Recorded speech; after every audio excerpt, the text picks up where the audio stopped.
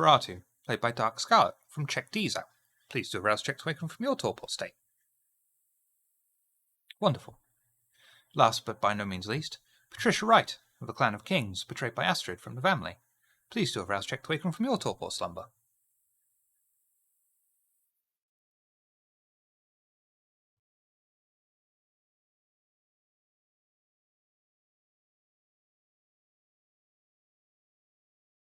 Excellent. We start this week in the main Elysium of the city. The coterie gather early in the night at Elysium. They are one of the first kindred in Elysium this night. Only the barkeep is present, standing behind the bar, and a single Nosferatu sits at a table wearing a short leather jacket and sitting back as if expecting the coterie. You each walk in, having submitted your weapons to the Nosferatu, and take in the scene. Where would you like to start?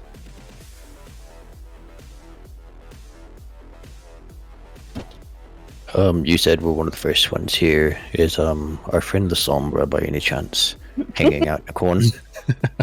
As soon as you get there, where is he? No, darn. Well, I'm gonna need to take my drink for the night if possible. Yep. You approach the So bar, would and the barman is busy cleaning a glass out. As soon as he sees you, he gives you a small nod, puts the glass on the bar, and fills it from a very old-looking vial. You may take the glass and stake one hunger. Thank you. And before I forget, may I heal if possible? Yep, do a rouse check for me, please. Oh, it's hunger gain. What is this? Gain a hunger and heal 2 superficial. Thank you. Patricia doesn't have to worry about cashing in on that just yet, but she will order a standard sangria and just take it down like it's no problem. And there's actual, triggers on her face that show you she's actually enjoying this shit. She can taste it. Barman will raise a single eyebrow at you. Fairly impressed. Just raise it back as she's holding the straw. Just Violet? Violet's just going to be on guard duty for Patricia and Nantry. Just guarding them and watching to see who comes in. As you look around Elysium, no one comes in the immediate time, but you do notice that it is the constable on duty watching over Elysium tonight. Who's that? No. Pila. Pilar or Pilov? Pila. I believe that was the gentleman venture that introduced Patricia to Correct. the coterie. Got her involved with it. Yes, our good friend. Aw. Alright, well, I guess we're gonna have to make our way over to him. I mean, as they say, the early bird gets the worm. Patricia will lead the way. As you approach, you notice he is armed with a rapier on the side of his hip. He looks down upon you all and greets you. Ah! The Praetors. Good evening. Very early, are you not?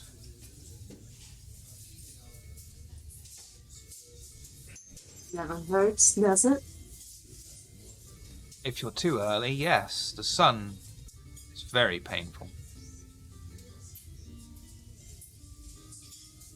She'll just look at her coterie and just kind of shrug as well. We're here. We're relatively pristine. I would expect no less from potential Archons.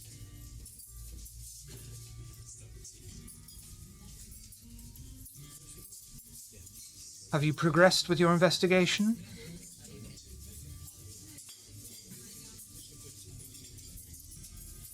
Dear storyteller, if I remember last week, I don't remember. Did we find out about? Yes, the Nosferatu told us about a potential club, correct? Correct. Perfect. All right. So then, speak up. We have a couple leads that we would like to take on tonight. Hence our early start on the evening. Excellent. Hopefully soon you will have some answers for us then. I agree. What leads are you following up with?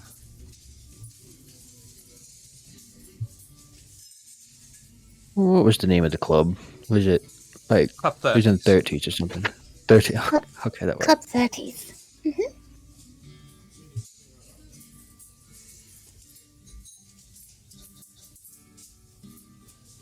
And how will you be getting an invitation to such a place? We need one. Usually, yes.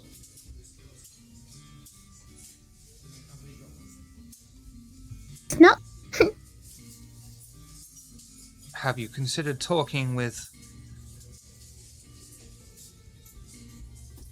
the deformed one over there?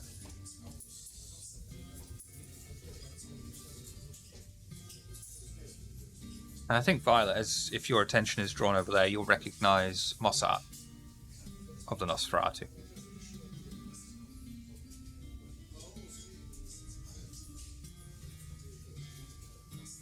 I can.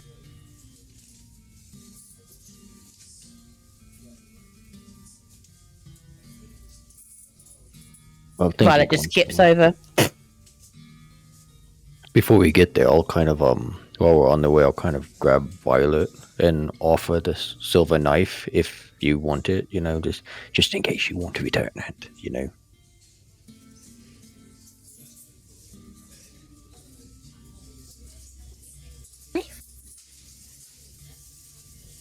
It's yours now. You keep it. Save it with you. All right, but he specifically gave it to you, so just in case, why don't you just have it on your person while we're here? You know, he didn't seem to want to give it to me. I don't want. He likes you, doesn't seem to like me very much. Oh, like you. If you believe in it, Yeah, and smile a bit more. She pokes his face up into a smile. Eh. just an awkwardly raised side of the mouth and a strange smile. Just like that. Yeah. Perfect.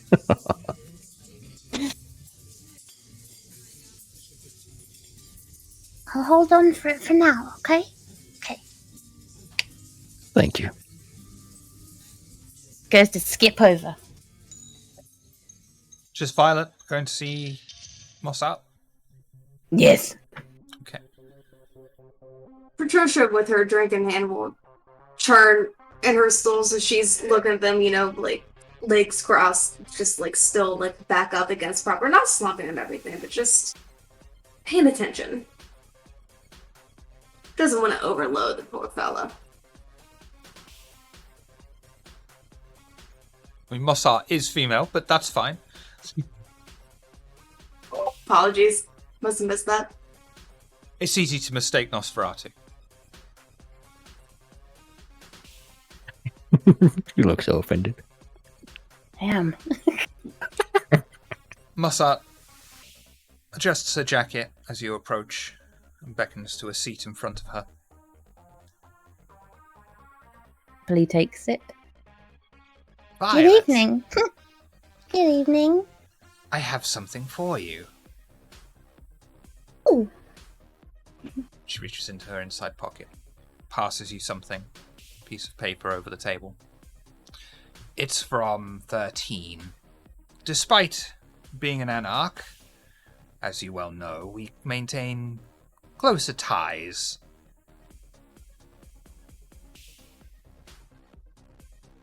You said you'd understand what use this is. You. She gives an obvious. I can't remember, but Violet might. Winky wink. Takes the paper.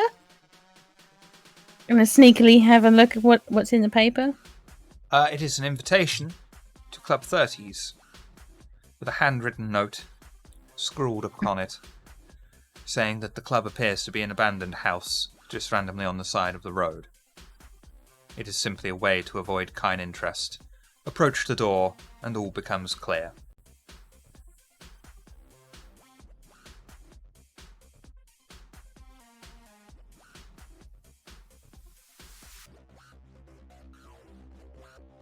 Writing my notes, how long? Mossart leans in to you across the table and says, "Is there something wrong with your Tremere? He has something on his face." Over there, still trying to smile a little bit. Oh, isn't he handsome? He's trying to be friendly. And I'll just say, good evening, with a slight nod and still awkward smile.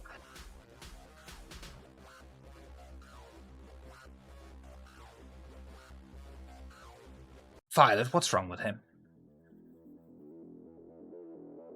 I'll try to smile a little bit wider, make it more believable. It looks absolutely horrible, by the way.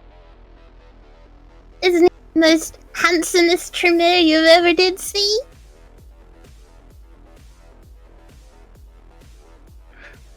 My upper lip starts to quiver a little bit with the force of my smile.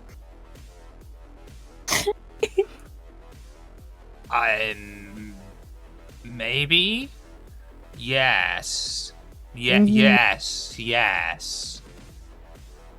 Just a visible shrug of relief, and I smile a little bit less, but a grateful nod. It looks better when it's not doing that thing with its face. It looks like someone's put diodes to the cheeks and applied a very strong voltage. I'm just gonna, stare.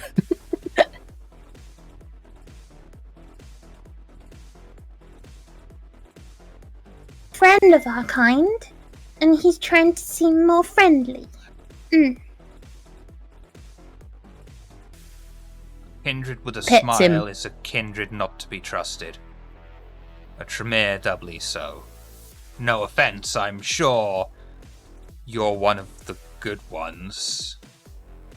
No, I agree completely, but I would do anything for our dear Violet here, and she asked for a smile. I'm sure you understand the reasoning behind that. She's so sweet and likable. I knew a Malkavian that would do similar things for me. His name was Kalo. He loved his dog more than me.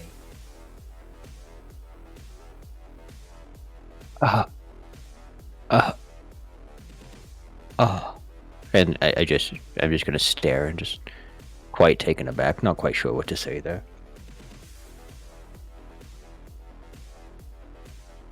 It was rough. Elantry is very good at the spitting and of the knowledge. She's just trying to sell him off. Big him up a little bit. Like petting and showing him. I'll try to give Still- another slight smile. These nights, such creatures are rare, especially one that is Tremere. I'm very pleased that you have one with you. I hope it keeps you safe. No, I'm an it. I see how it is. As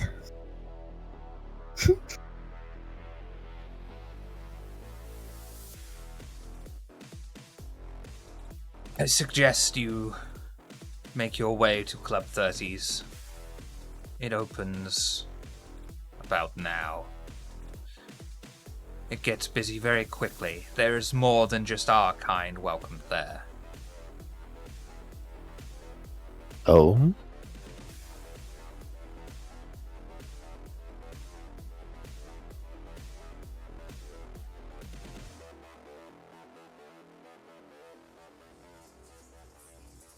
I'm not sure what you said, Violet. Oh, like what? What other kinds? Anything that is not of the norm. Kine are not welcome, but anything or one else is. Be careful where you tread.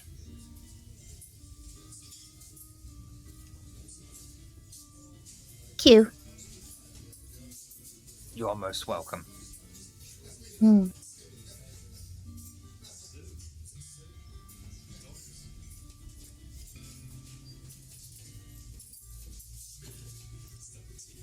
Giving us this invitation. Is a boon required in return?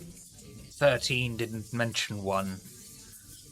Although that could also be because he is Anarch and isn't entirely aware of the system. Think of it as a free no. gift. I meant from you. It's not my favor to ask for.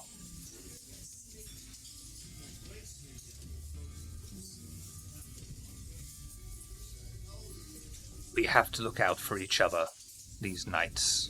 No one else look outs for us. Oh, I know. I'll give a smile. I look out for Violet. And never trust a smiling Tremere.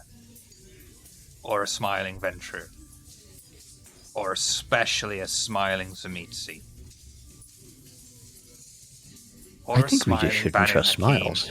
Don't trust kindred that smile.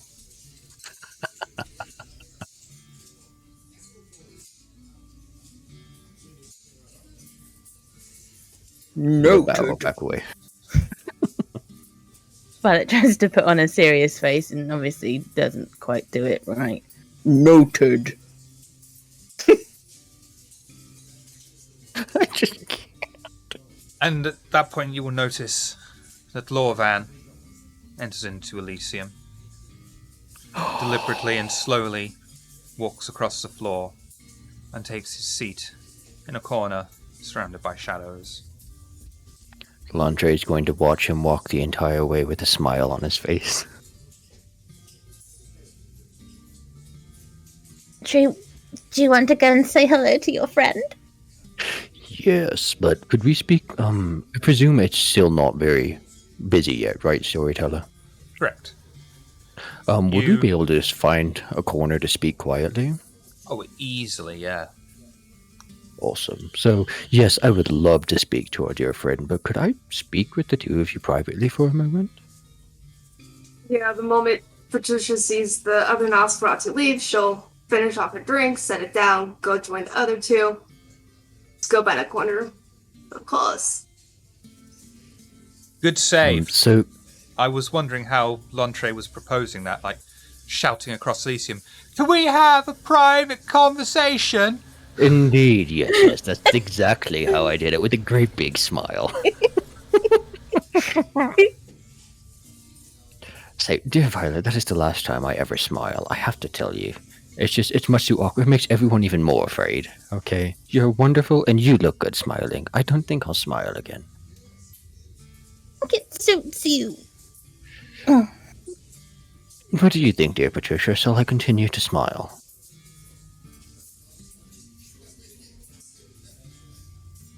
I say whatever suits you. I see how it is. My second more important question is, Constable would be probably the best one to speak to if we needed to speak with the prince. We were sent off with a dire warning the last time. Are we interested in delivering the warning to the prince right now, or do you think we should hold off? What would the two of you like to do? No. We don't bother them yet. All It's right. not that level.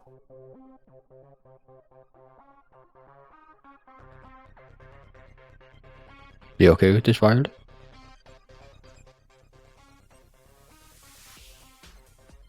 Praise me. Okay.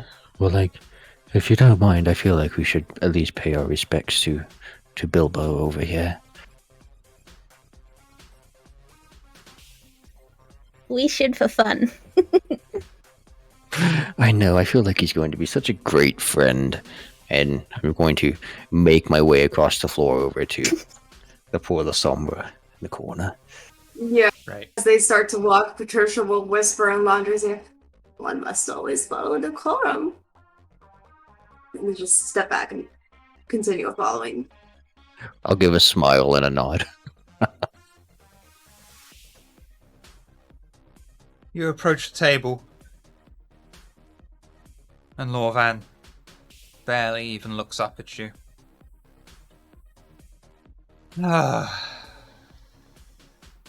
Must we do this song and dance every time we're in the same building together?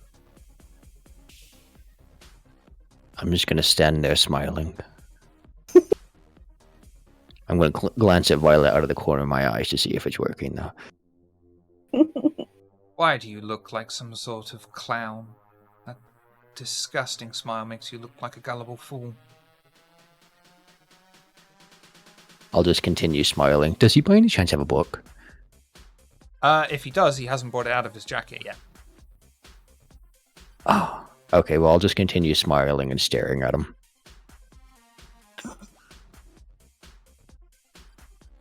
Okay.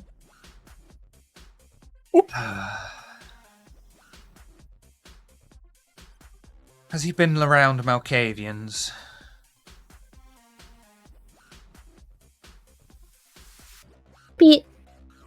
Maybe you could learn something from him, You don't smile enough. What is there to smile My smile about? widens slightly.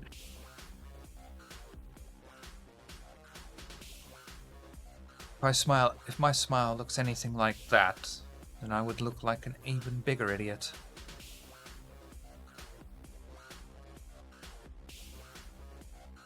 You should show me and I'll tell you. I don't smile. Oh, anyone can smile.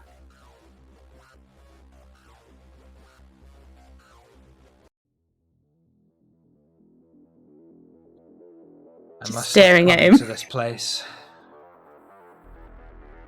To be fair, can one ever see a somber smile unless you were one or the other? Not the same. I can assure you I do smile sometimes. Usually at the sound of a spine cracking under shadow. Decent point. I'll just... You surely want to see a smile dripping up the abyss.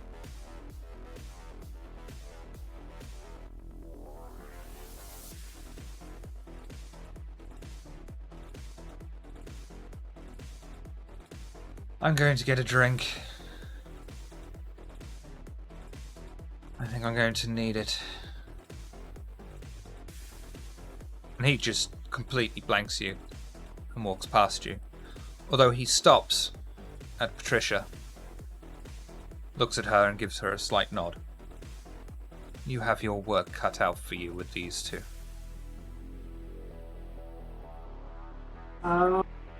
Don't you worry about little old me. And her hand twitches to raise a little bit, almost like she wants to like old grandma pat his cheek, but instead kind of like, Jezia Dex holds her hands behind her back and just smirks at him. Full eye contact.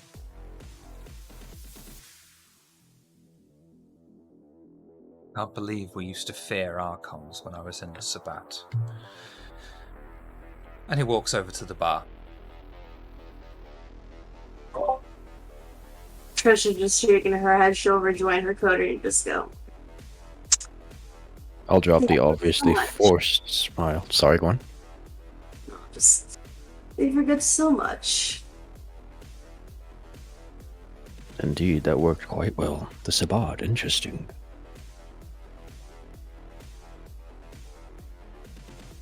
Sombra came from the Sabbat. Supposed to be individual over sect. Individual and then clan and then sect. Curious that one would hold sect above all else. I have found in my time that very little, if anything, happens by chance. And we were directed to speak to him our first night here. I'm very interested in who he actually is. Need to push the buttons every night. Speaking Yes. of, while it's still early, shall we leave here and continue with what we must do? Yes. Yeah, we should probably head over to. Is it Club 30? Is that the name of it? It's probably a good next stop for us. Do you have anywhere else you want to stop along the way? No, I am well enough. If possible, I would like to stop by and slake a little bit of my hunger. I don't know what we're expected to find here, but if it's more than kindred, I feel we should be careful, so I might need to make a stop off on the way. So as we do, and Patricia will hand out for the invitation she saw being handed over. Give that to me. The driver will get us there, and as we drive there, inside of here, inside the safety of my vehicle, you will tell me what that marvel of an individual told you over this place, And she'll just wave the invitation and turn on her heel and start to make her way out of Elysium to the car.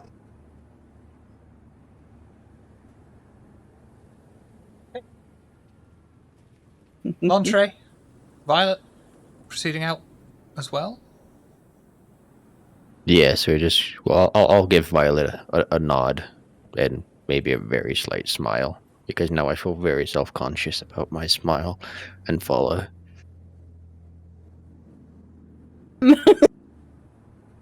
Head out of Elysium, Violet follows. and Nosferatu, on the door, hands you back your weapons. You head out onto the warm summer night of Oxford, down the stone steps of the Ashmolean Museum, and into the car that you have been lent. Head off into the night, aiming in no particular direction, waiting for the driver to tell you exactly where to go.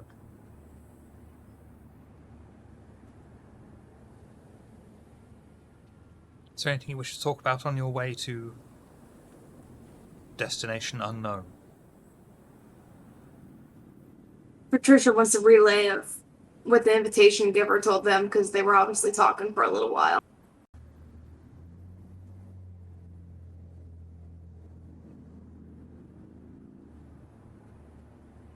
So where are you all heading? Is it possible for me to stop by my haven and grab a quick drink from my Yeah, from your herd. herd? Yes, please. Yep, absolutely fine. The car speeds through the night, stops outside Lantre's haven, and he quickly jumps out, his robes flowing behind him as he hurries inside. He slakes his undead hunger and returns, slightly more nourished for the trip, and the car heads back out. You may slake the appropriate amount of hunger, but do not go below 1. Thank you. And then Patricia and Violet, thank you very much for allowing me to take the detour. The fewer problems, the better. I agree. Tap on the window for the driver to continue on. The driver heads off towards the direction of Club 30s on the Botley Road. Is there anything you wish to talk about en route, or would you like to just arrive? Violet would like to ask a question to the coterie. The Sombra. Do you wish me to, research him a little? I mean, if we have time, I've found certain individuals' kindness gets you nowhere, but annoyance can get you information. He's already telling us some things, but if you have a moment, I would be careful though, because I suspect he's more than what he seems. Do you think Patricia? It's always tedious to gather intel on those of that clan, given they can't really create a trail in the sense of what you are used to tracking. You're going to have to think outside of the box, possibly research older methods, especially this one being Camarilla. They are especially careful. Be especially careful, and do not be afraid to dig deep and seek other avenues, other than the ones you usually go for.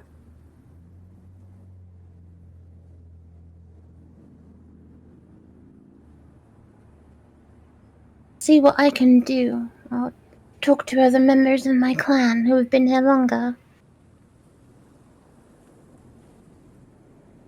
Thank you, dear Pixie.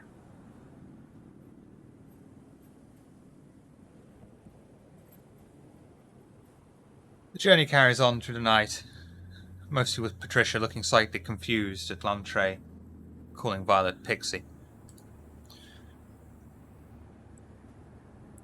Eventually, the coterie drive off the main road and park next to the seemingly abandoned house. The tires make the loose stone and pebbles crunch under the weight of the car. The engine is shut off, and the coterie each step outside, looking at each other and still unsure how to locate the club. They approach the door, as they notice the sounds of people talking getting louder as they approach. They finally step onto the front doorstep, and the illusion falls. Standing before them is a large, open double door, barely containing the noise of the revelries behind them. They proceed in, and stand upon the wooden platform, slightly raised from the main floor. They take in their surroundings and can tell that the staff, apart from the patrons, as the staff are all dressed in high-fashion get-ups from the 1930s. Many of the staff waiting tables have a strange, ethereal glow about them. Standing on a stage on a far wall is a singer, who also has her own blue aura around her. She sings to the gathered patrons, who seem relatively raptured by her performance. A man in a white suit with black pinstripes approaches the coterie. "Good evening, Kindred!" "Yes. May I see you to your table?"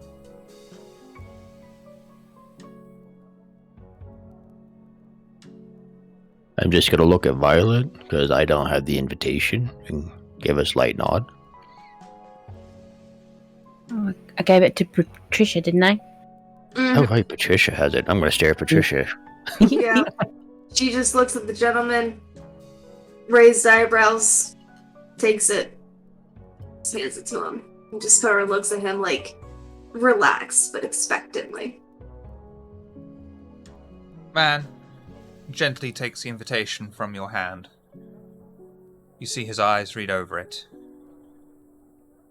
"I understand. Please, step this way."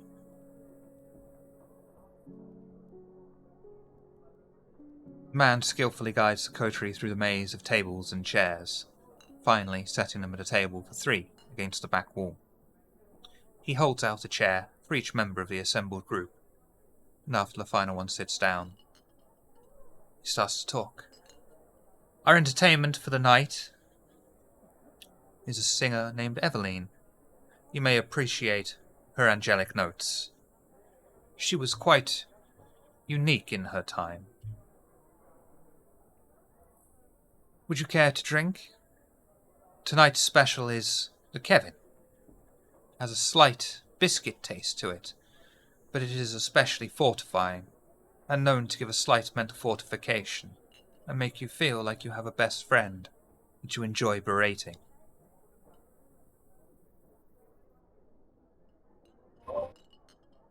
I don't see why not.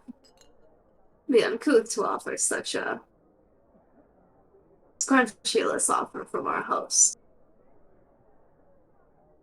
Andre will give a nod and a slight smile and say thank you. Please. The invitation mentioned that you were searching for someone. I will have this person bring you your drinks. Thank you. The man glides away to the bar.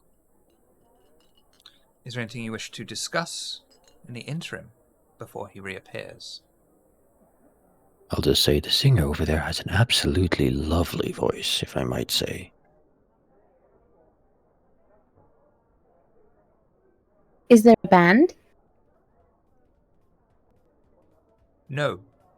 There is a jukebox behind the singer, though. Dear storyteller, you said that she had a blue aura. Would I know what that is? My character know what that is?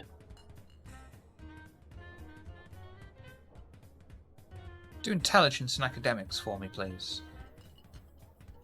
Intelligence, yeah, and academics. Give me a moment here. Or I do intelligence that. and occult. Of course. Intelligence and Well, they're academics or focusing on intelligence and the occult. auras. Can Patricia, much how she did her first visit to Elysium, scan the area, any sort of ward, security, anything that the not supernatural gaze would possibly give her? You want to use Sense the Unseen? Uh-huh. You don't need to roll for that. But it is an automatic success, and your senses are almost overwhelmed by the supernatural. Almost everything here, apart from the furniture and the drinks, bears some mark of the supernatural.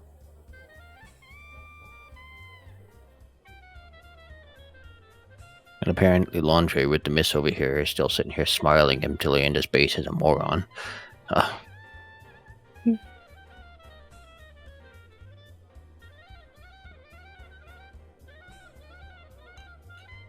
Does anyone know why they have a blue glow? Just come out and say it.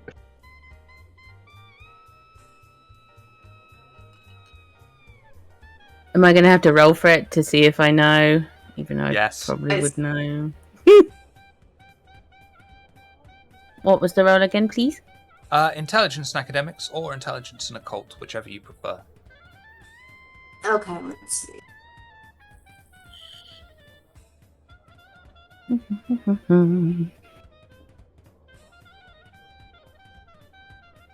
Ooh.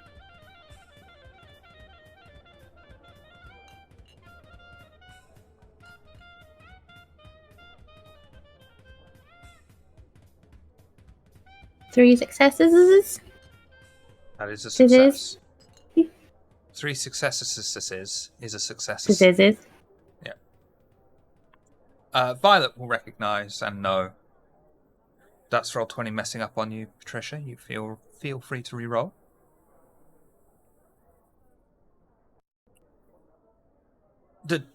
Basically, all the staff are ghosts of some form or another. Ooh.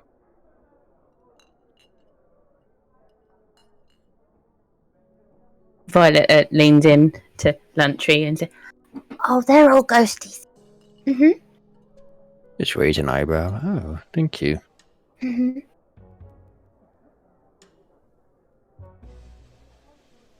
A few moments later. Sorry. No, Bruce's just like all of them and just like slowly looking around, just taking everything in.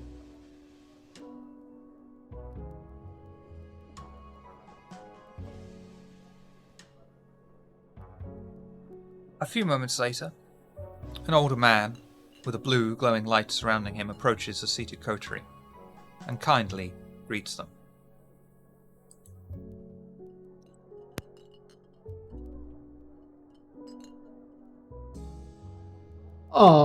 Hello, how are you all doing tonight? Good evening, sir. My name is Isaac. I was told you wanted to speak with me. Yes, please. Take a seat. Would you be so kind to pull out a chair for me? Trisha just looks at Lantry. Yeah, Lantry is already reaching over to pull out a chair, just kind of looking at Patricia in interest. Ah, thank you, thank you. I would nod and then sit down in the chair. Well, thank you for taking the time to speak with us this evening.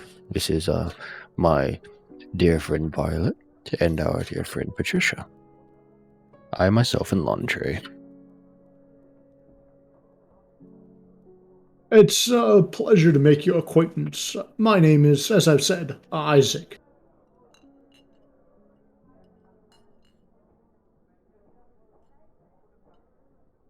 We're investigating the untimely demise of Elysium, and we have slowly found our way apparently to you. Would you be able to help us? We're looking for a man named Xavier Long. Oh, yes, Xavier. I have quite fond memories of him. Xavier's quite a good guy.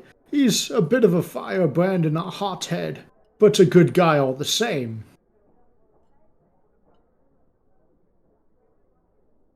Really? Do you think he would be responsible?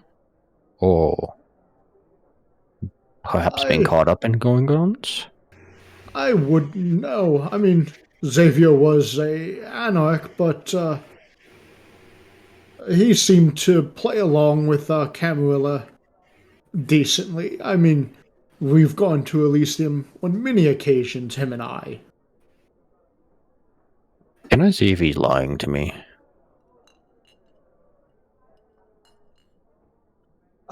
Certainly. Wits, insight. I Ghost certainly of don't think Isaac. you are, but Ghost of Isaac. Charisma, persuasion. Okay. I mean, would my ghost even know that Xavier did that? No. That's what I thought. Charisma, persuasion.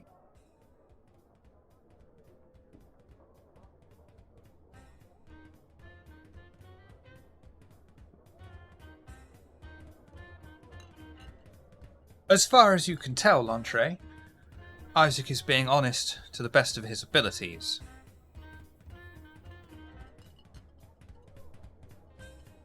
okay. Well, thank you. From what we had heard so far about this Xavier, I had not expected him to be such an amiable person. Yes, well, I mean, it depends on if you're on his good side or not.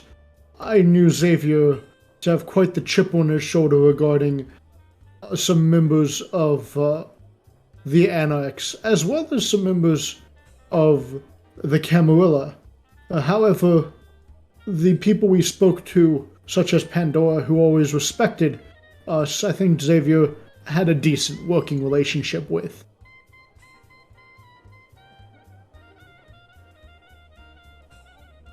Would you happen to know if he's still in town, or how we might contact him? Sadly, after the events that led to Cedra's passing, I lost track of Xavier. I haven't spoken to him since. I'm sure you've heard of the events regarding that abomination, the Ripper, as they called him. Oh, please do tell. Well, there was a series of murders, quite violent and bloody murders. Well, I suppose not bloody, they were mostly exsanguinated, but torn apart. And we, as a coterie, it was our task to discover what happened. And it turned out to be some sort of abomination, a vampiric werewolf. And we nearly all died, but Cedra managed to sacrifice herself and save us all. I'll raise my eyebrow at the mention of a vampiric werewolf. And then I'll ask, Cedra, That's a name I do not know. Might I hear a bit more about said person and how she sacrificed herself? I was playing a different character when that happened. Oops. Moments Oh, after sorry. you ask this question, and before Isaac is able to answer, your original waiter returns, bearing a silver tray, and hands you out each a glass. He speaks to Isaac. Master Isaac, now is not the time for chit-chat. You've met with these wonderful, generous customers, but you need to get back to your shift. Very well, of course. Did you have any last questions for me before I depart? I'll look at Patricia and Violet. Violet's sort of twitching with questions behind her eyes. You a kindred? I was kindred. If you'd like, perhaps when my shift is over, I can assist you further.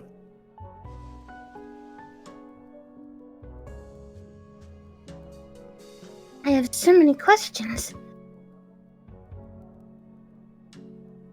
Very well. Perhaps that will be for the best then. I can't keep my employers waiting. I will depart for now, but do wait until my shift is over, and then I will join you. May I ask about when your shift is over? Shall we wait here? Shall we come back? Well, you would need to negotiate with Mari regarding when I'll be able to step out for the night. I understand. Thank you. Of course. And I'll step up and give a polite nod. And I'll say, and just so you're aware, Mari is that individual over there, and I'll point to her if she's on the floor. She'll be over at the bar. I'll point to a individual over at the bar before I again give a slight bow and walk away.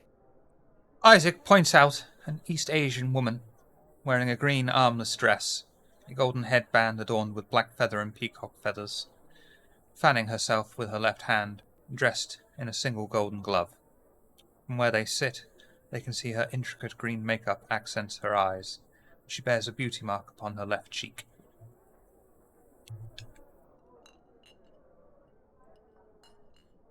Would my character, I have a specialty in research and academics, would anything about the dress, would I recognize any of it?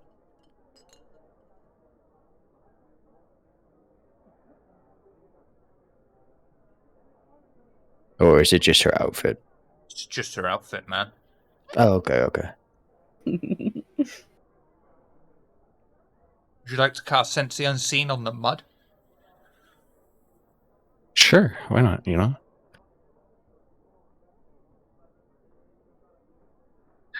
well, I guess we need to speak with Mari. But no one seems to like me, so Patricia or Violet, would you like to? And if we end up needing to pay a bribe or whatnot, I can help with that. Likewise. I don't mind taking the lead. And Patricia will approach very much like someone trying to order a drink, catch the attention of one of the bartenders. And I am going to go ahead and browse her resolve for this. Let's see. Because as she approaches, she's absolutely doing Sense the Unseen. Excellent. Let me make those marks. And do that roll.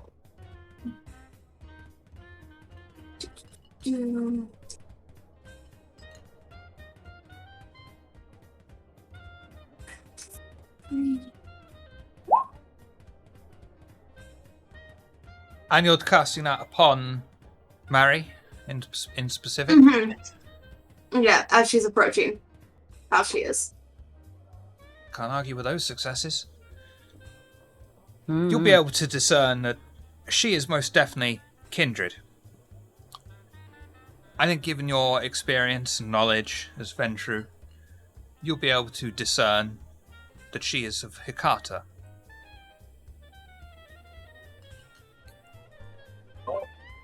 How curious. So yeah, she'll sit down at the bar, just like the air of casually waiting for the bartender, kind of look towards Violet like she's her guest, have her sit down, take the money out, much more than what's needed for even a high-end drink, and just put it under her chin. Wait.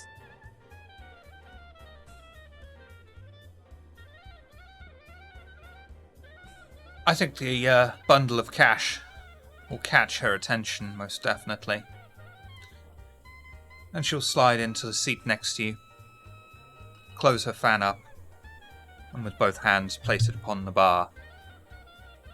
She'll gesture to the barman. Another round of drinks each. Good evening. 18.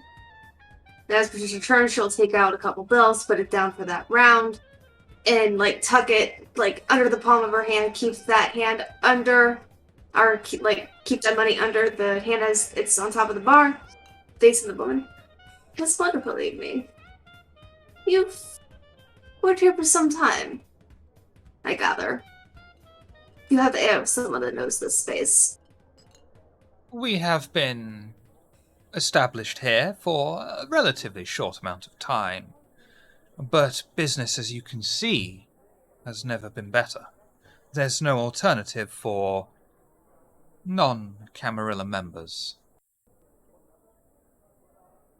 And we welcome all. Not just kindred either. Such spaces are admired, if not needed in some instances. We need not worry about it in a small city such as the middle of nowhere, Ohio, for example.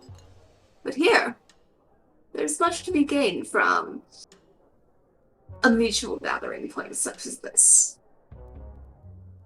We have cornered the market. The Anarchs have nowhere else to go.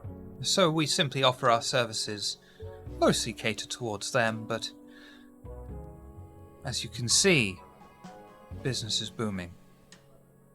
We opened our doors to others. Spirits in particular are welcome, although usually indentured. We've had many different kinds of clientele.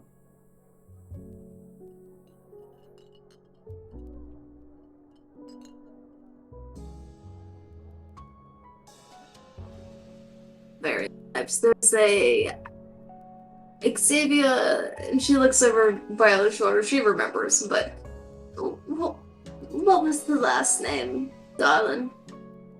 Long. Hmm.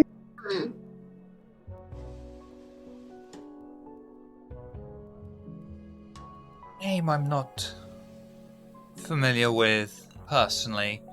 I've heard whispered among Anarch groups.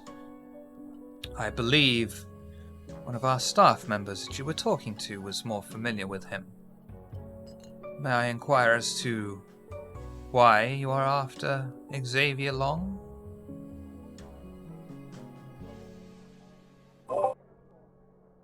Still looking over the shoulder at Violet, just slightly turn her head and look at Lantre.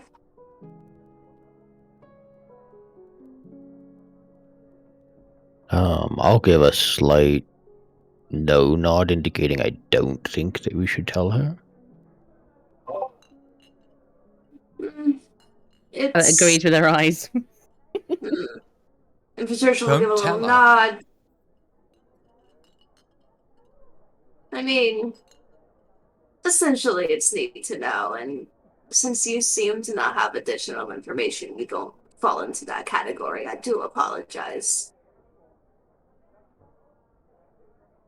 Intriguing. I can see you have experience if you are not spilling your secrets out so readily. What brings you here then? Very similar. Many of things. Then could we be of any kind of assistance to you? Doesn't seem like this at this present point in time, but it never hurts to branch off. Have a card in the back pocket, as it were. Unless, of course, you're playing poker and get caught. No. That would be too much along the lines of acting like the rabble. You underestimate me. It's hard to get an exact estimate on someone I have only just met.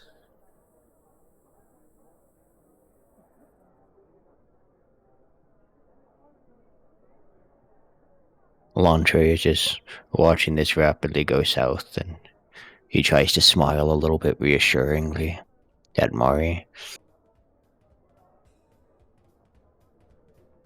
With a smile like that, she could be on our staff. He'll just drop the smile immediately.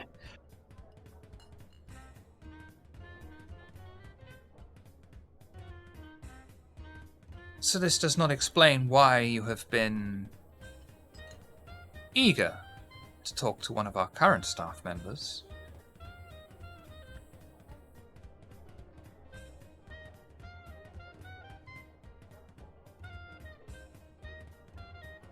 May I ask as to why? And was he of any assistance? You had might as well tell me. He is bound to tell me everything in exchange.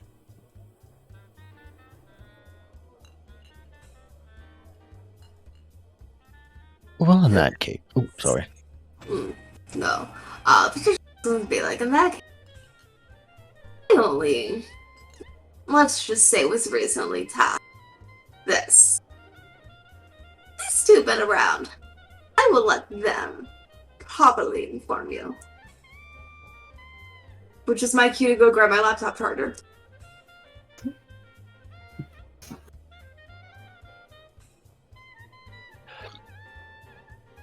We find... She leans back on the bar, picking up a fan and once more fanning her face as she turns to face both of you.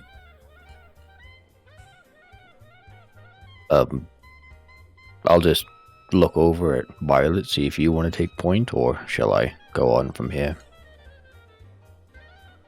I can.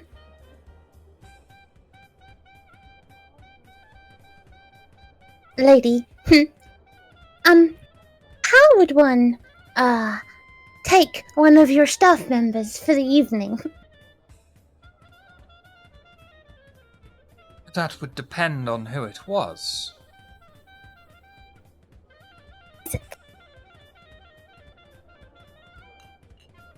I can let Isaac go if you're willing to do a boon for me tonight.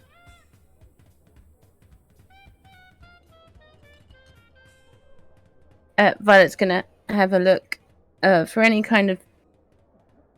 Is there a piano in the place? Yeah. She kind of gives a little bit of a sigh and then looks back. I could offer a boon. I usually am a little more private with it, but I could offer a performance. I'm sure your musical talents are sublime, but our singer is our pride and joy, a daughter of cacophony in the unlife, but now bound to us. I was thinking something a little more practical.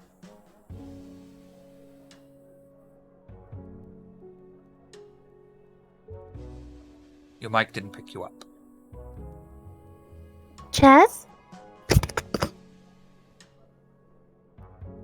Chairs? Chaz?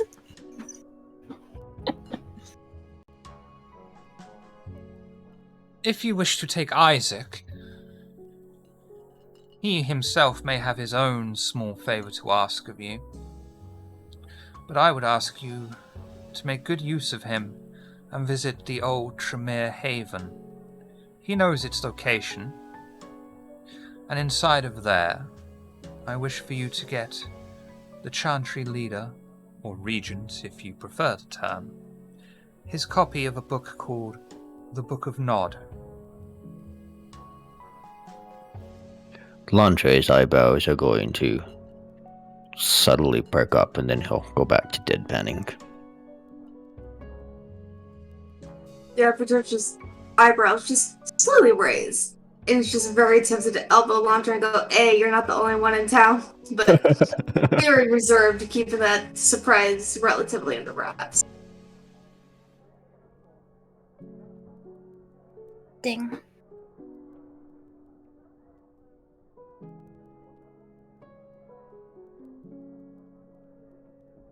Well, if Isaac knows where it is, then this shouldn't be too difficult.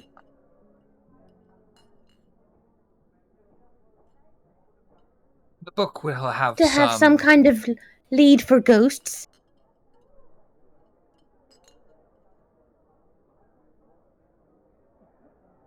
Isaac is loyal. If he agrees to go with you, he will stay with you. I am unconcerned about him disappearing, as he is bound to this location.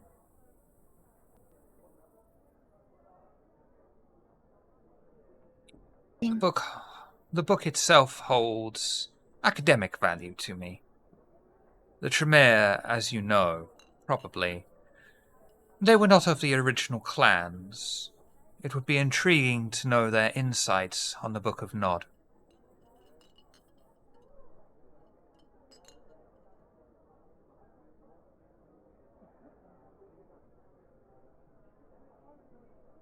Tremere, if you wish to ask him yourself. As interesting as that would be, he is no regent. Ah. We will see what we can do. Very well. Then you may take Isaac for the night. I'd say bring him back in one piece, but that would be redundant. Nevertheless, the thought stands. We will be careful, thank you. To be quite honest with you, he tends to bore the customers, always going on about how it was different in his day, even though many of us here are already older than him. The enthusiasm of youth, I suppose. Landry will give a slight chuckle.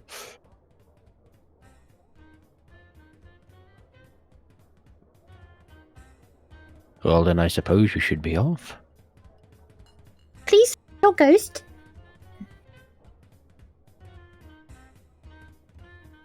Missed that, sorry. Chim for us. Very well. She won't even stand up, and she'll just look over the crowd, raise her opposite hand and click her fingers, and Isaac will glide over.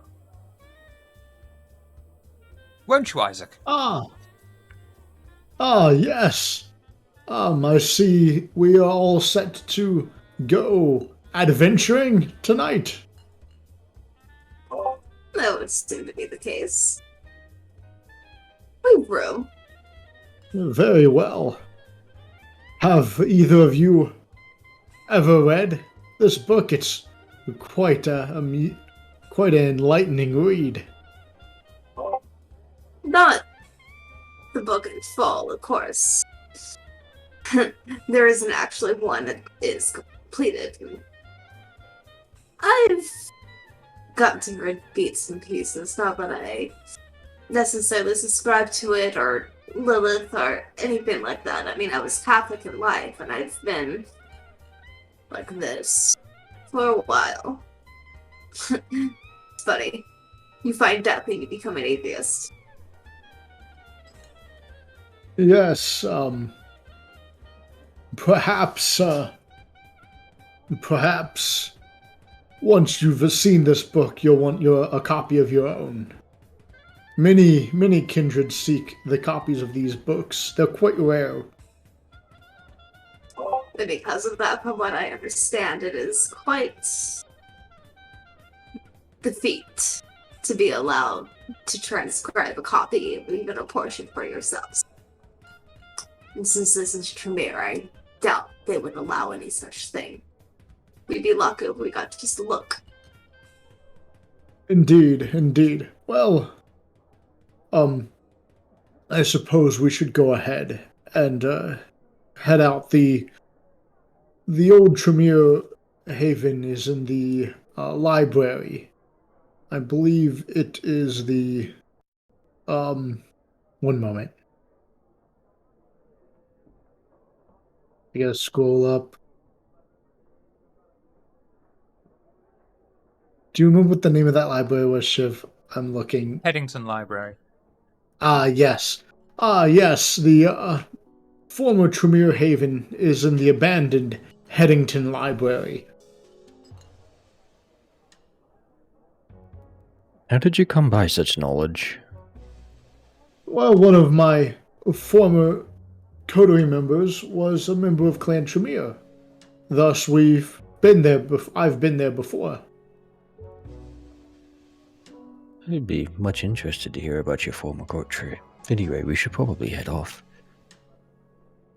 Very well. I will follow you to your vehicle. So then you have your own means of transport. Me? I mean, as I've said, we have the room. So you could join us for the journey. Yes. Mean, our journey, but you need transport. There's room. Yes, I will be joining you.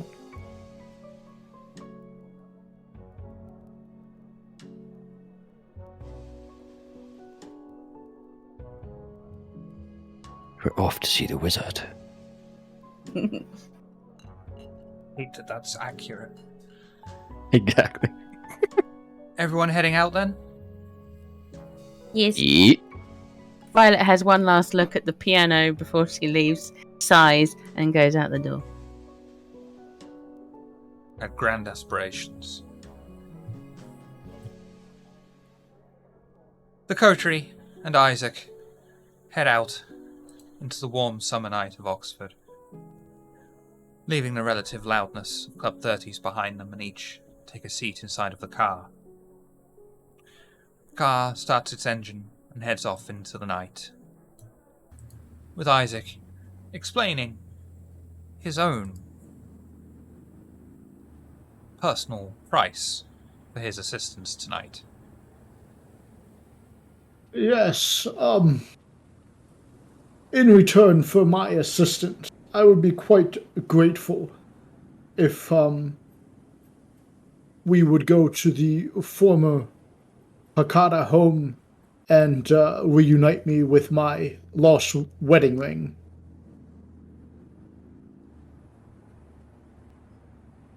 I'd say that's a fair price. Do you gather this is something that would take us enough or too much time to where we'd have to continue with our original task for the next night, or is this something quick? I can't imagine it would take too much time. It's in the the former Hakata domain, in the graveyard just behind John Radcliffe Hospital. I had a room in there. My wedding ring should be in there. Let's hope it truly is abandoned then. I mean, the clan has left that location. They procured better housing.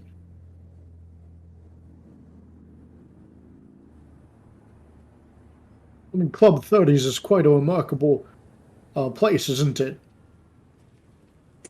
It's certainly unique. Oh, I see. I understand the moving the business of the nut. I see. Things forgotten. And the hustle and bustle and the expectancy, the feel that you get when starting new, the same thing in another place. I see. Yes, it's I know when the Hakata first arrived in this region, they didn't have any establishments of their own, just a graveyard. And the mausoleum there, and we made do. But it's certainly nice to upgrade in life. Or unlife, I should say.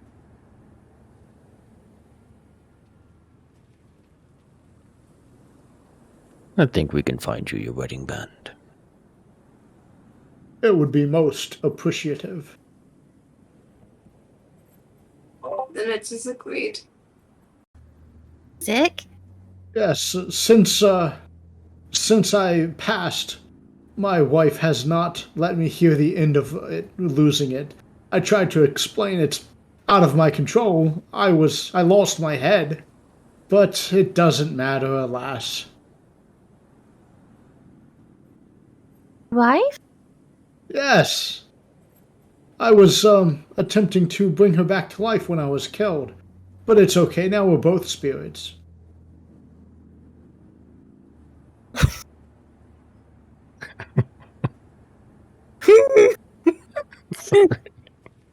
Isaac hasn't We will changed. reunite. We will reunited in a manner of speaking.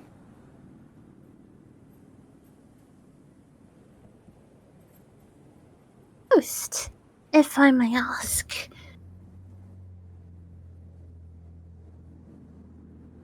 What was that? Come again? How did you become a ghost? I lost my head. Oh.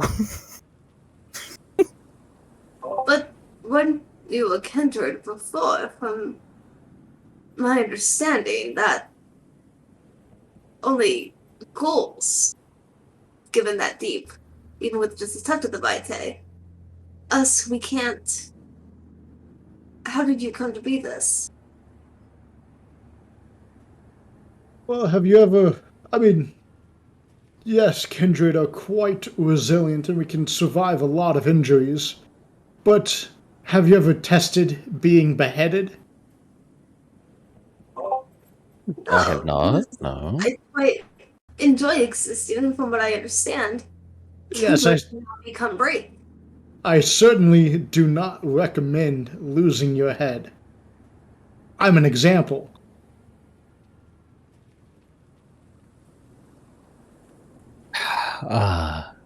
If it's not... How long ago did you pass? In reference to the events that have happened, how long have you been like this? It's been what, like a year? Ish. Yeah. Relatively recently, about a year ago, which means I only have 999 more years left on my shift. Good heavens. Indeed. So, you say that you lost your head. But Yes. do you know how you lost your head? Do you know who did it? Anything coming up to the event? Oh, yes, I remember it all. I lost my head to my good friend Amon. And Laundry will just quickly try to recompose himself. I see. Yes, we had a bit of a disagreement. We couldn't compromise, and well, that's how I became a spirit. These things happen. You seem rather good-natured about all of this. Well, you know, one day I may return to the world of the living, but it's not so bad being a spirit. You have a The- 1,000-year shift. I may find opportunities to negotiate that down. Possibly, if not, I'm sure there's other kindred who've lived longer. Well, thank you. I'm sure you understand my intrigue and interest. I appreciate you answering the questions. But of course. So, our first stop, is this going to be that Tremere Haven? The library? Which is closer?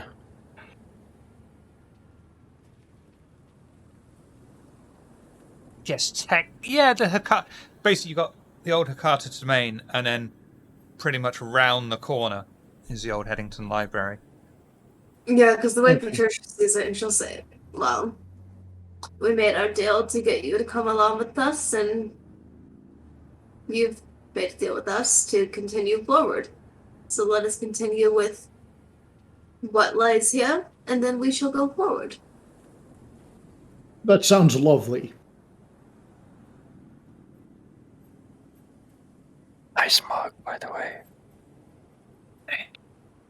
I got it from this awesome shop, One Table of Horrors. Yeah. Alright. Up and away. Let's do this thing. Once the product placement in the car has ended, the coterie drives into part of Headington, behind the J.R. Radcliffe Hospital. Jesus Christ, that's annoyingly loud. I'm sorry.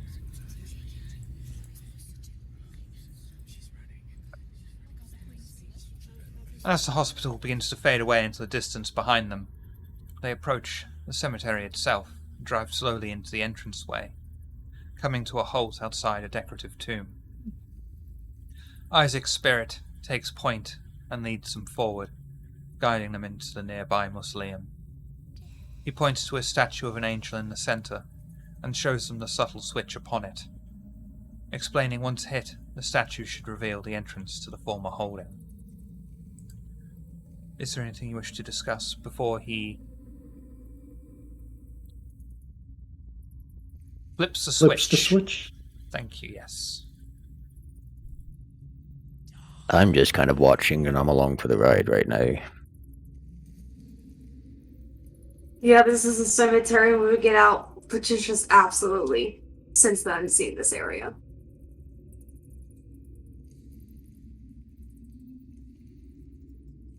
You don't need to roll for that. I think for the moment, on the actual cemetery itself, you don't see anything supernatural. Okay. It's more so with that, she's gonna like hyper focus on the mausoleum, especially going over the threshold. Or well, before going over the threshold, really. And again, in the mausoleum, nothing supernatural. How curious. And once they are over the threshold, Patricia will stop, put a hand back, put her hand right on the frame of the door. But this being a cemetery, it's quite void. Even when the Hakata abandon things, there's lingerances. And this is a void. Well, where we tend to enjoy setting up in places close to the Vale, close to the Shadowlands. It helps us contact spirits, and usually when we leave, we do have a tendency to leave the Vale thin, quite thin. Once those connections to the Shadowlands are established, it takes a long time for that to be reversed. If at all. Have to forgive me, but it seems making the veil thinner in the knot would make spirits, especially in the cemetery, more of a problem, more obvious. Perhaps, but I don't think there's anything wrong with the spirits stretching their legs every now and then. Forgive me, it's a cemetery band this point. I'm not used to it.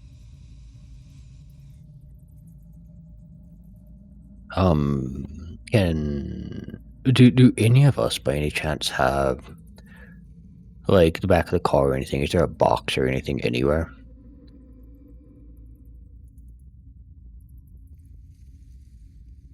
Or in the graveyard, is there like wood, a piece of wood or something that I can just like carry about with me? you want a stick? No, I can't do a stick. I need something to inscribe upon.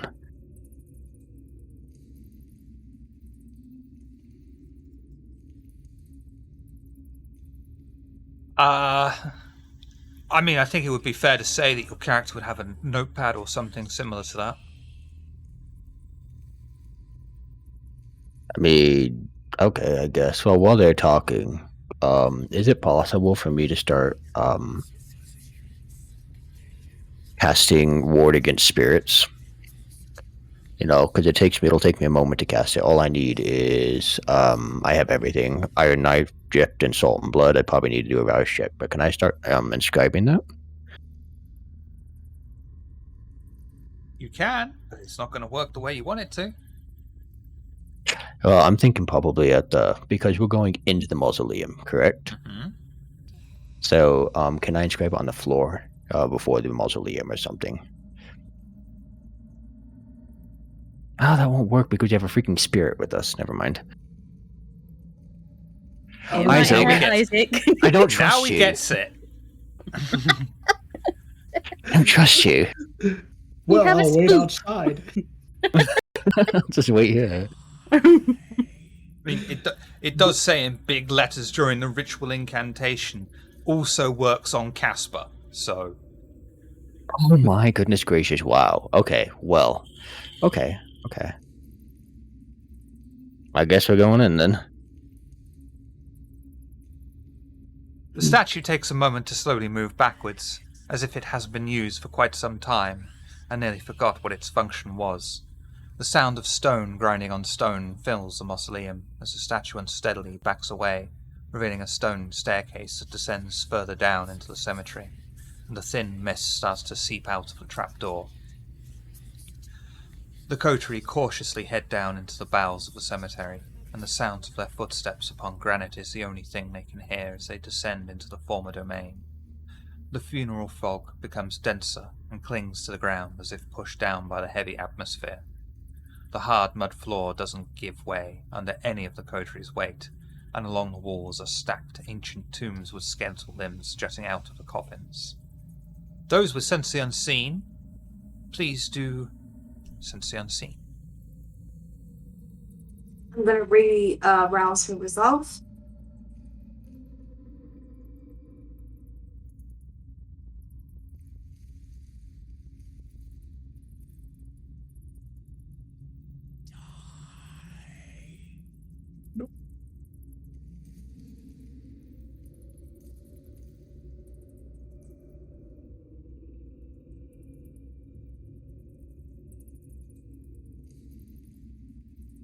Nice. Wow. Can't argue with either of those. Forming all around the coterie, and just staring at you all, is a mass of dark, shadowy figures. Most of them seem to bear open wounds, and what appears to be spectral maggots and worms crawling out of their flesh.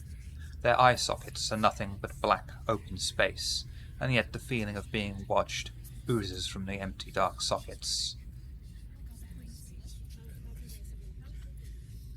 Stones. I'm gonna raise my. Oh, sorry.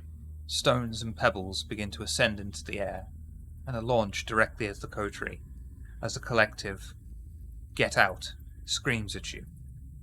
Dexterity and athletics, please. Everyone apart from Isaac.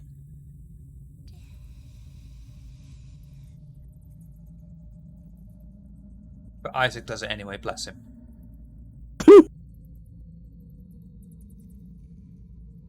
Oh, I'm absolutely rousing for death.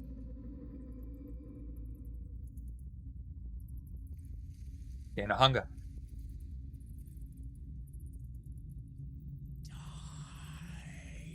Vitae inside of Patricia's body begins to will itself around her legs, muscles, that begin to atrophy and are now once more springing to life, giving her supernatural powers, in the hope that she'll be able to dodge each incoming pebble and stone as it flies through the air directly towards her. Surprisingly, Lontre, even in his heavy robes, is able to get out of the way of each and every single pebble incoming. Violet, however, is unsuccessful, and several stones smack into her flesh, Patricia, despite winning the supernatural vitae to her limbs, is also unable to get out of the way.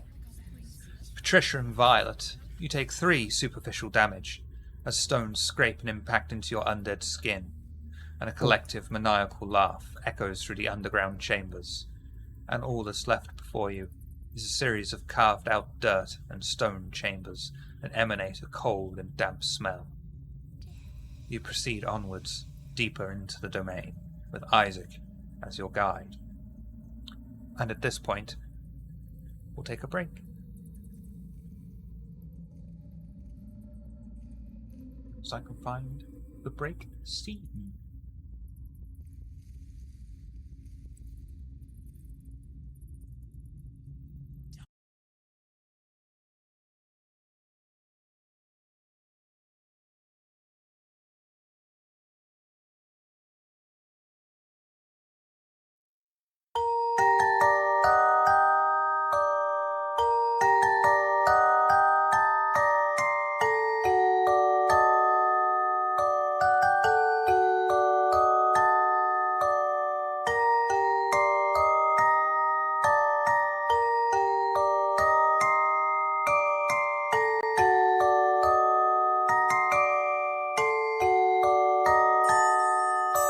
In and out of their vision, and each time she appears and disappears, she leaves the corridor in darkness.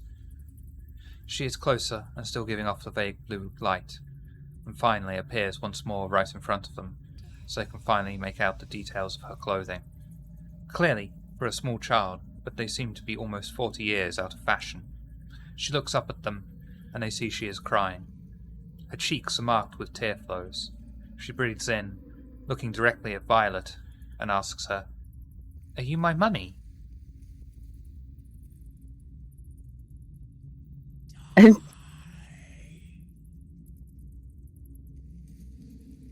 Yes. I hate my mummy. That's why I killed her last time. And lets out a banshee-like scream as she pounces upon Violet, clawing, Dang it. slapping, and punching at her body.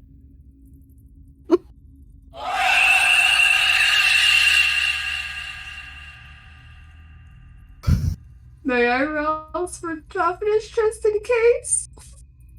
May you roll for what, sorry? These are spirits, but there might be other things here, and just in case, can I just, preemptively roll for toughness? Yep, absolutely. Oh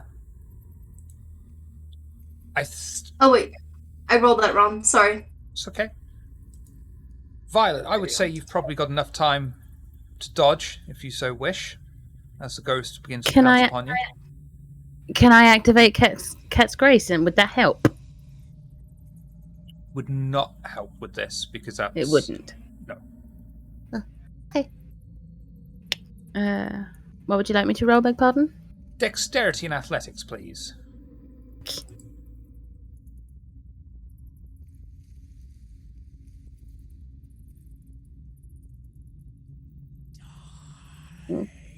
You can re-roll 2 of those dice in the hope that you get a critical, but it would also help negate some of the damage. Yes, please. Okay. Underneath the willpower tracker, WP re-roll, and you want 2.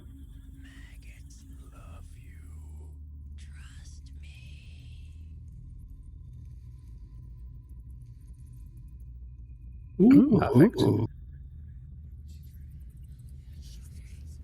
Violet is able to dodge out of the way of the incoming ghost just in a nick of time and sees it fall flat upon the floor and fade out of existence.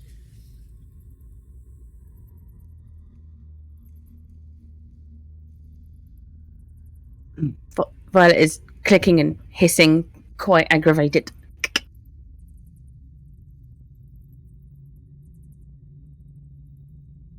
That's so strange to run into your daughter here.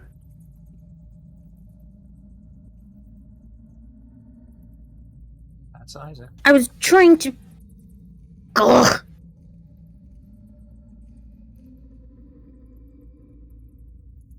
I didn't know you had a daughter. I do not.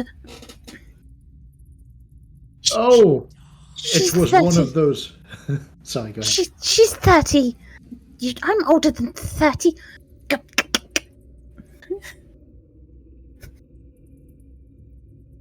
I see. Well, let us proceed. I'm sure if we keep to ourselves, the spirits will be amicable.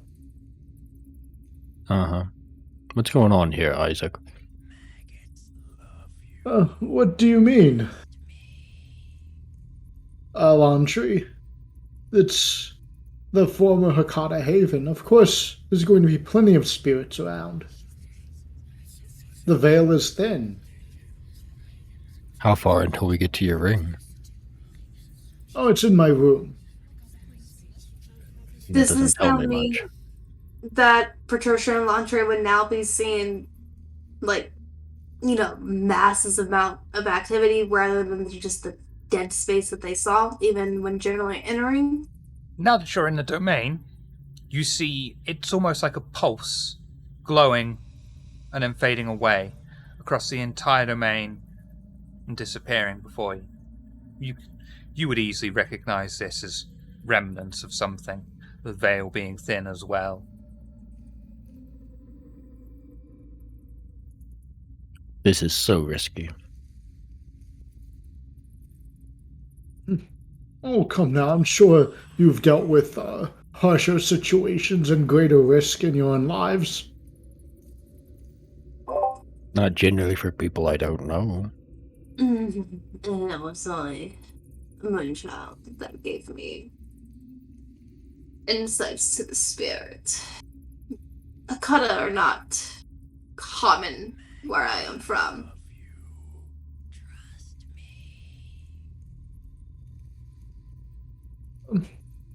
Very well. I mean, Clan Hakata, they specialize in the line between life and death, the permeability of the veil between worlds, spirits, that such.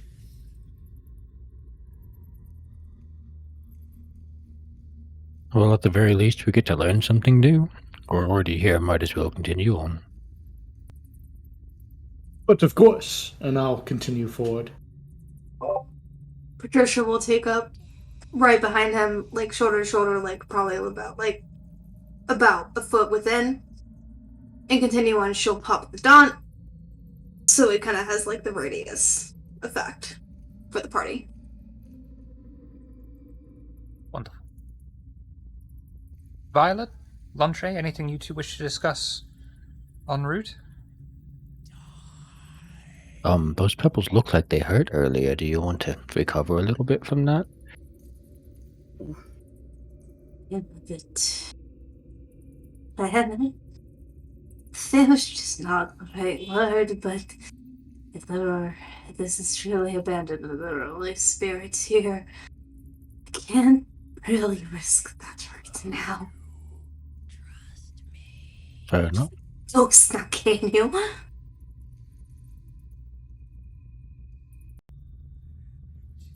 How you doing, Violet? She's just very grumpy and speaking through her teeth. I didn't like it. Well, we will definitely take care of your daughter for you.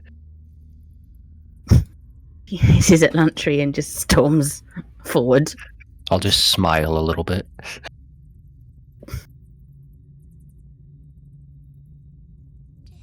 Isaac eagerly leads them onwards to the direction of the library. Their footsteps on the moist mud dampen for some reason they can't identify as they walk through the small claustrophobic cabins they close in on the library. Isaac eagerly leads them towards the library door, finding it closed. He explains that the library contains various tomes on the concepts of death, unlife, and various other essays on concepts that Hakata find fascinating. He opens the door for them. As it creaks open to a room furnished with now empty bookshelves, another spirit is visible in the middle of the room, and she slowly becomes more solid. Phantom books begin to appear in front of them, flying swiftly between all the shelves at all levels, forming an impenetrable barrier. The ghostly woman turns her head to the coterie, shushing them before returning to her book. The coterie don't move from the spot. She turns towards them, floating to approach them, and behind the barrier begins to speak. I cannot allow you to pass. Only those who show they have wisdom can come through this seat of learning. To prove to me possess such, I ask of you 3 questions. Answer them, and I shall judge if you have such wisdom.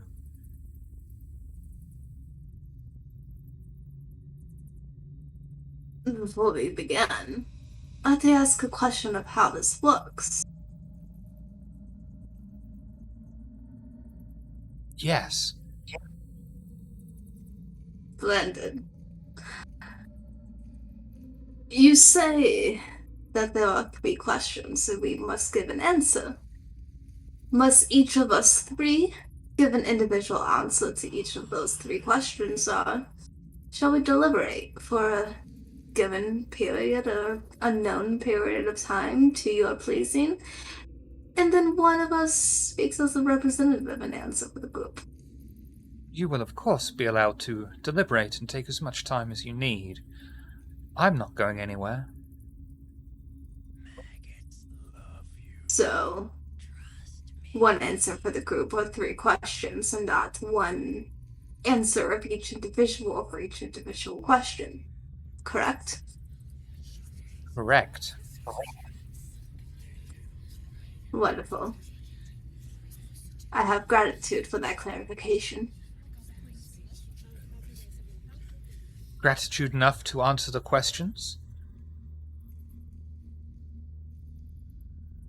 And Patricia will give her over one shoulder to Violet, over one to Lantray. And just a slow, quizzical look to their guide. And then Violet look back to the Inquisitor. Are they a part of this? Or do they have a past for reasons unknown? Perhaps the spirit is acting as a guardian of sorts. It doesn't seem like there's anything left to guard, but perhaps the spirit is bound and cannot escape. It's likely best to just answer the questions. In that case, you are a part of this, and one of us must speak for the 4.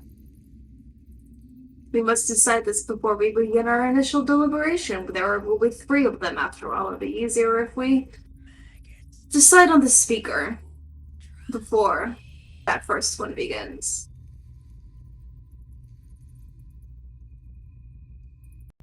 I can speak for us. We are able to deliberate anyway, so it matters not. Very well. I also get the inkling, and forgive me if this is American things, but I do have in life Pennsylvania and Dutch ties, and they weren't actually Dutch, they were more German. There are things they brought over. So I get the inkling because of the cub that sent us here, because this thing invites all the things, and because this is written, do not say things such as please and thank you. It very well might make things worse. Be very careful of your words, even in your answer, especially because you were the one speaking for us, Lantray. You seem more confident. I merely offered, but if you're more comfortable, then I'm more than happy to step back and allow you, if you have experience in such matters. Not experience, just superstitions and remembrances. Still, I would rather not dismiss your knowledge of such things. It seems unwise, given the situation. I'm more than happy to step back. Well, I don't have a lot of knowledge, but these things are basic, and I will adhere to them. At that, she will look to Violet, Their spirit guest turn on her heel, hands behind her back again, much like Jesse at Dax, as the Inquisitor. Goodness go post and queen. I am scary, and when you have more of me, you will only see less. What am I?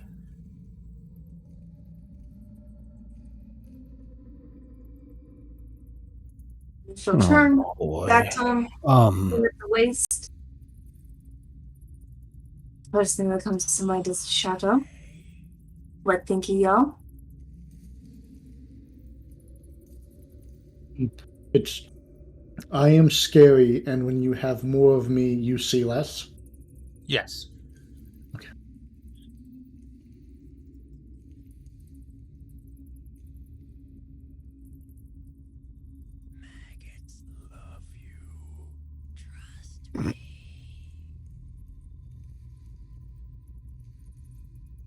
Isaac would take out a spectral pen and pad and lean in. Does anyone have any ideas? Darkness or shadows, my dear ghostly friend? I think that is quite a good guess. I thought much the same. Some sort of a reflective surface in the night. A lake. With the full moon. Perhaps that is a far reach.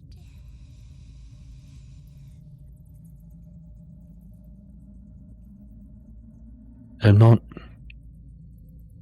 entirely sure. See, if we were taking this from a kindred's point of view, it would probably be sunlight, but I suspect it's a standard riddle. So I think it might be. I think darkness is probably our best bet. Yes, I believe it's instinctual for mortals to fear the dark. There is the changing of the seasons, even we feel it. In the winter, we have more hours. Cannot exist with the sun, but even still, the mortals. You go back to pagan times, and they have things to revere in respect, and yet still fear and reserve the coming of darker times. And yes, the fall of night, it seems. Dear Violet, Could that be the answer?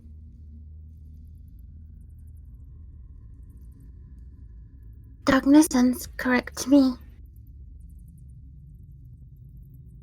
But I will go with the group.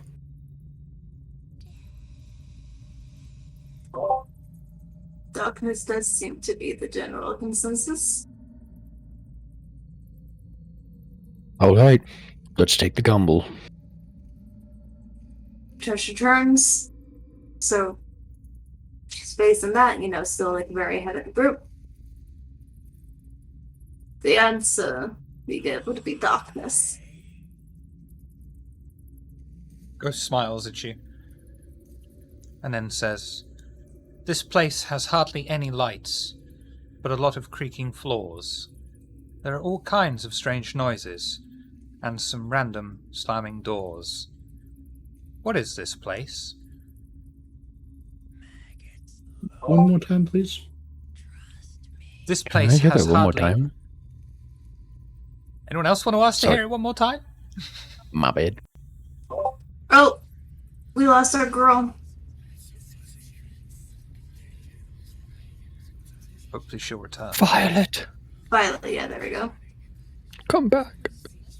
This place has hardly any lights, but a lot of creaking floors. There are all kinds of strange noises, and some random slamming doors. What is this place?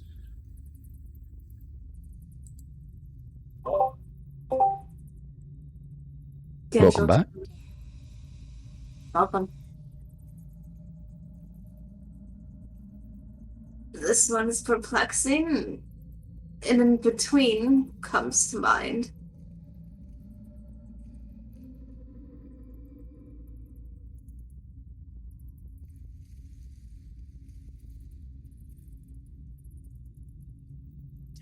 Isaac has turned into Marceau, I think.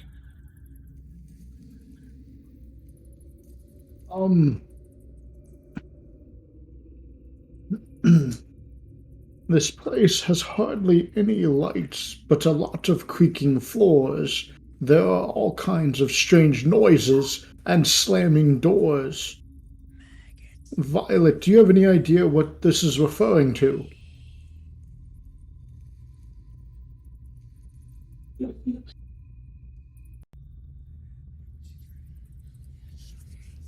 I feel Sounds like haunted. in the rhyme in and of itself. Which is why it perplexes me. Again, the in-between comes to mind, but with the resonance and the delivery of that rhyme, it does not seem to fit. It sounds like a haven to me, but I agree with Violet. Something haunted is what will come to a mortal's mind.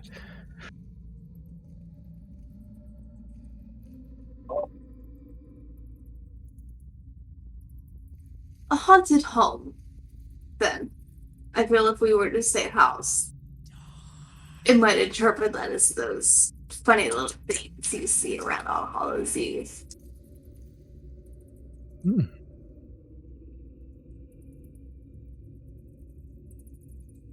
Ghost So look smiles to at each you. of them, just Oh, sorry. if they're in agreement. Yeah. She'll just look to each of the three to see if they're in agreement of haunted home. Isaac would give a nod. Yeah. Yep. She'll turn so Inquisitor has the face to say haunted home. Ghost smiles at you and proceeds to say, a man runs along a hall with a piece of paper. When the lights flicker, he drops to his knees and begins to cry. Why? May I hear it once more? A man runs along a hall with a piece of paper. When the light flickers, he drops to his knees and begins to cry. Why?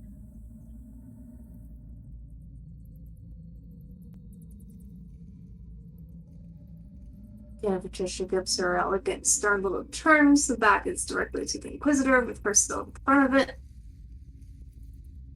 This one is very much up to my wheelhouse.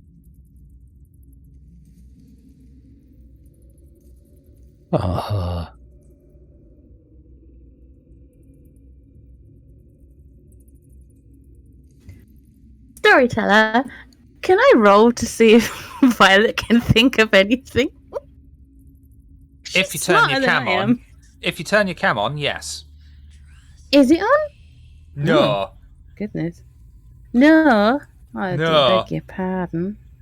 No. Fuck you. I think intelligence and academics would be a good one to roll for this. Can I give her a modifier? I have speciality in research, academics. How? What would you like me to roll? I have a face now.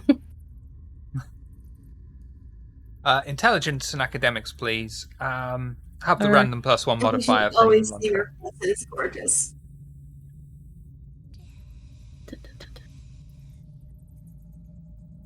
I tell her that, but she just Plus- tells me to fuck off.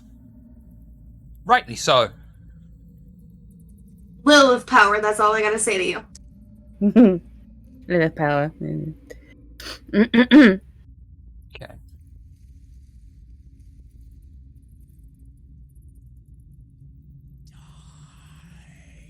Yeah, fuck it. I like you. That'll do.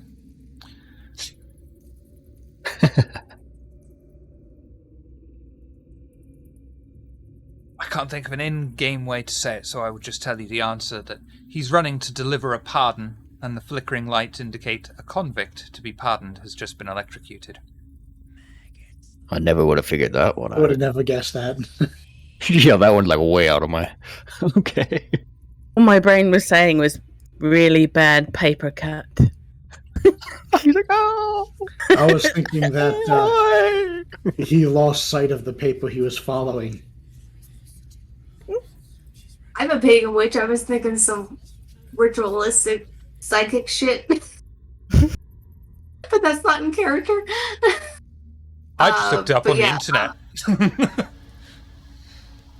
Yes. What was that again, Violet? Violet will just whisper it to her.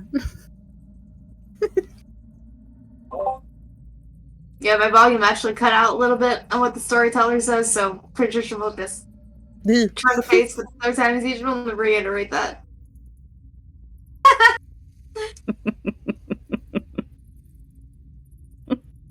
I warned you. My memory recall. Mine's bad too. Storyteller, please could you repeat?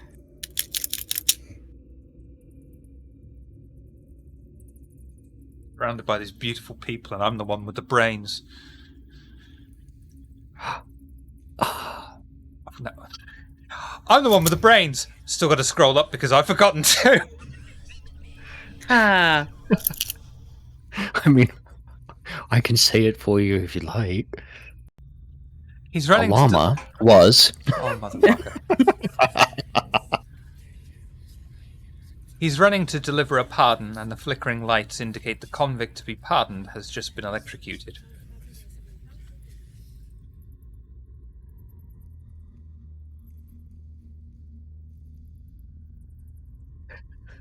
Running away from electrocution.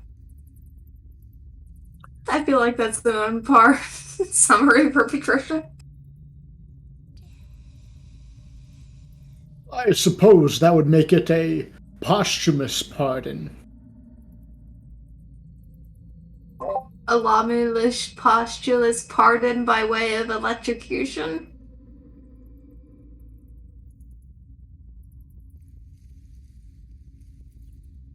The desert Patricia returns and she says that. I broke myself. This ghost is gonna kill us. The ghost smiles and bows her head in acceptance before slowly phasing away with the barrier of flying tomes from the coteries' sight. The coven of undead proceed forward into the library, and their footsteps echo onto the stone floor between the empty shelves, kicking up dust with every pace forwards. They finally exit, and Isaac leads them through to his old haven within the structure. They pass through into the small chamber, and the small room has clearly been neglected for some time. A small wooden bed is broken in two and covered in dust, and a small broken wooden bedside cabinet rests next to it. Oh, fantastic. Wonderful. Thank you all. And I would hurry over to the cabinet to open it up and look for the ring. Wits and awareness or intelligence investigation, whichever you prefer. Okay. Wits and awareness.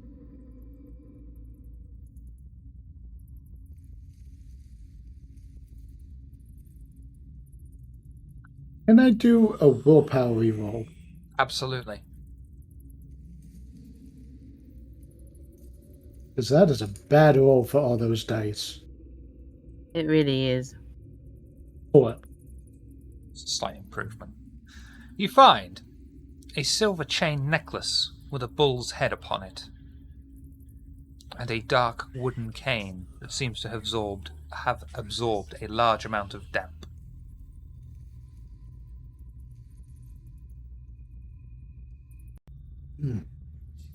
I pull out I grab the silver amulet and the cane.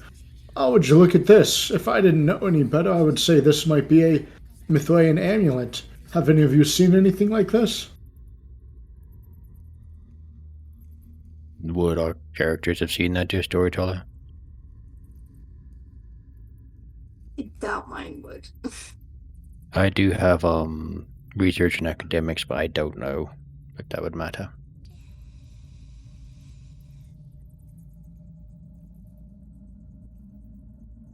I think at the very least, then, with your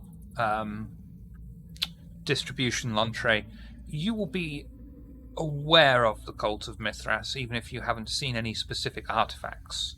You're hardly an expert on the subject. Violet is a British kindred. You can tell because she drinks with a pinky finger. As such, you will have at least knowledge that Mithras existed, ruled the UK for a very long time. But you weren't a cult member. Patricia? Oh god, she's laughing. Patricia, you will at least be aware of the existence of Mithras as a very powerful kindred.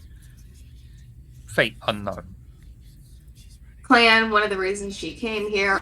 Also, she has one more academics in a cult. She only has one in a cult. So that's saying something. Yeah.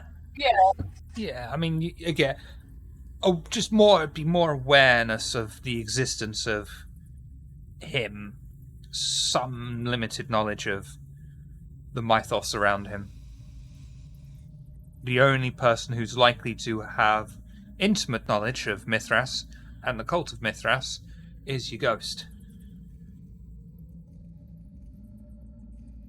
It looks... I recognize the name of Mithras, and I know something of it, but beyond that, I do not know. Ah, I see. Well, it's not really something people speak of often, but if you ever learn of the cult in the future, here you go. Here's an amulet.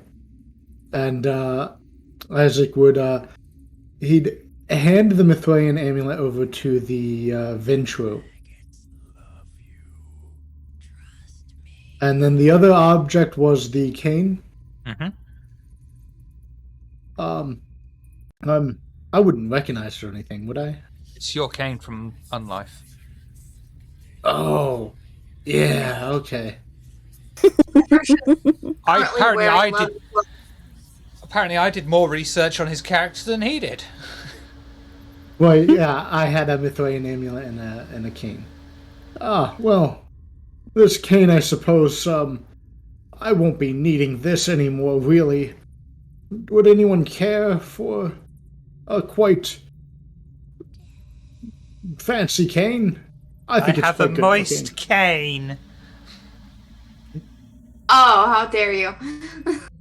But Patricia, knowing what little she does and everything, and even with her suspicions of Faye, and this would kind of bleed over, she's wearing leather gloves tonight with her, white blouse and, trousers. She has a very, late, or at least early 90s business look to her, for the new guy. But yeah, she has leather gloves on, so she would have taken the amulet with no problem, with one hand free.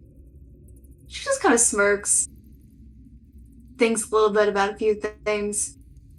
Says, the cane seems most fitting. And with her other gloved leather hand, just hold her hand out for it. Very well. They served me well in life. On life. And then I will start, actually both, I suppose, especially the cane. I had that before I became a vampire. Or kindred.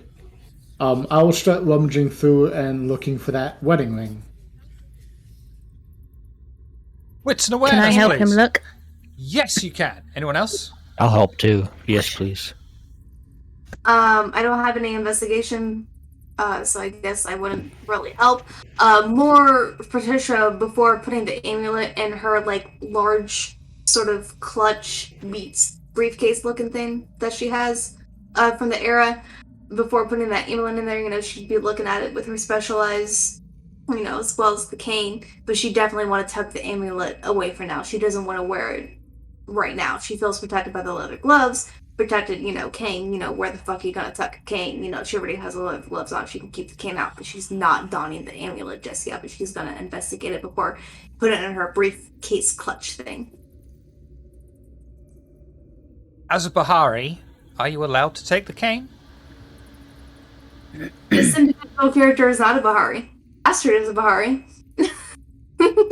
There's not many VTM jokes out there, so I had to leap upon it when I had the chance. I'm sorry. I don't. Isaac, wits awareness, +2 modifier. I mean, it was just barely a joke. I was Proud of that. That was awful. Thank you. Thank you. Yeah. Was that for the joke, Isaac? Yes. Okay, in Bali that case. Yeah, in that I give case you then. Bali a clap. Oh, well, now you've screwed yourself out.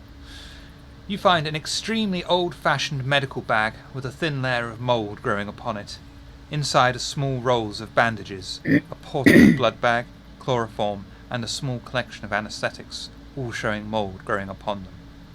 As you pick the bag up, you find underneath it a gold wedding band, which you instantly recognize as your wedding ring.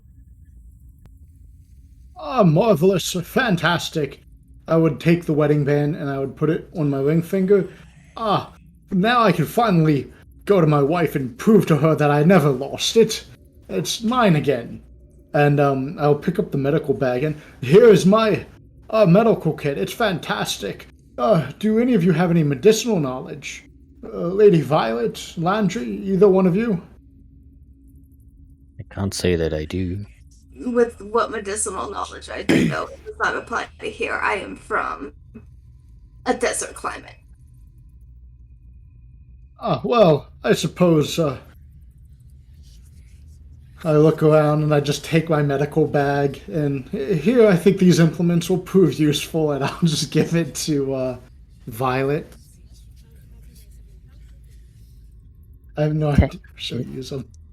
Have some moldy things here. Perfect. You never Something know great for you. You never know when you need some empty blood bags, some chloroform, and other medical tools. Hey, that's my date kit! At the mention of chloroform, Patricia will just cross her arms and just be like, I hope that you all know that chloroform takes quite a while and quite the will to actually use. It's not like an instant thing, and if you want an instant thing, you might as well snap the neck. That's why you Of offer course, a that isn't a hanky. guarantee for... You meet your date, you offer a hanky, let them blow their nose, you wait half an hour, then you take their purse and run. Okay. The look of judgment right now.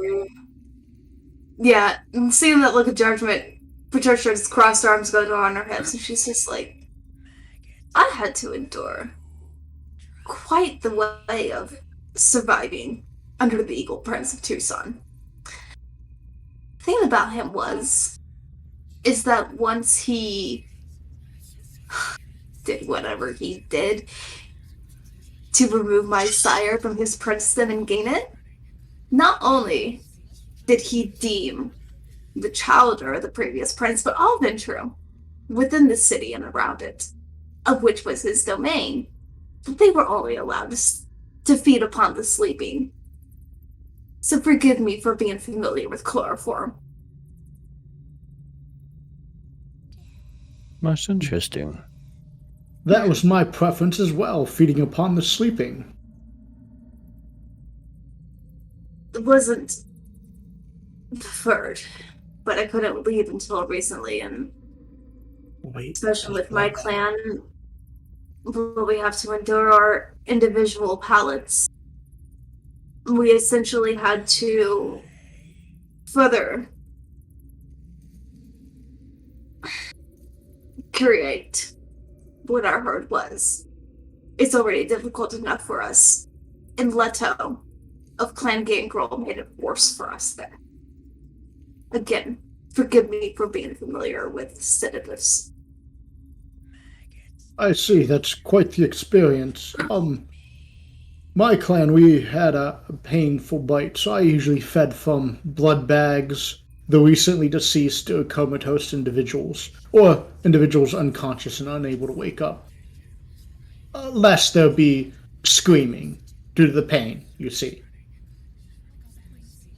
I've heard tales of such things.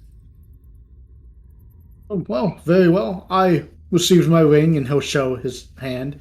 We can move onward to the library, unless there's something else anyone wants to do here. Library Patricia's I'm- good. sounds interesting. Yes. Up and away. Heading back to the car, Yeah.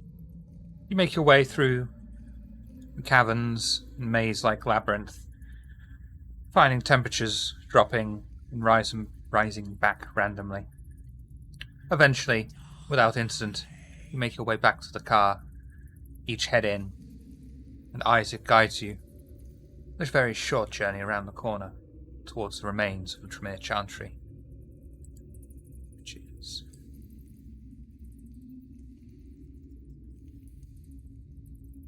All right, dear Isaac. Where do we go? To the Tremere Chantry? Well, I suppose we should be able to go in through the remains of the front door, right? Are we still in the vehicle? I think we're at the Chantry now. The car drives up to the I had Okay. to change the scene. I'm sorry. That was my fault. Yeah. Sorry, everybody. The car drives up to the abandoned and gutted library and stops short of driving in. A simple chain cordon with an abandoned sign in the middle blocks their way. Each of them seems somewhat hesitant to cross it, except for Isaac, who is simply confused and is unsure why they hesitate. But each of them exit the car and stand in front of the pathetic barrier.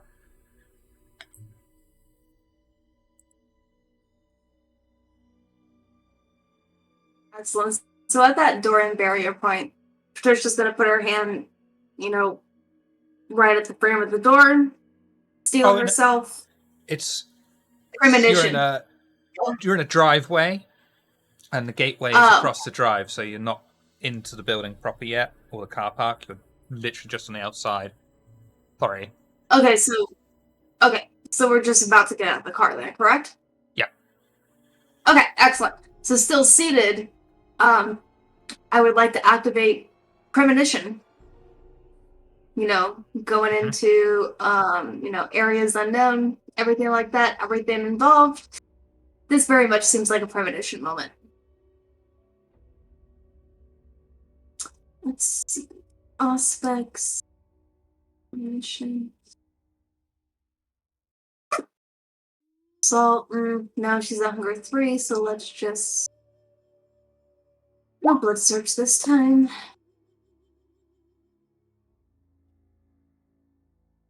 Oh. Ouch. Yeah.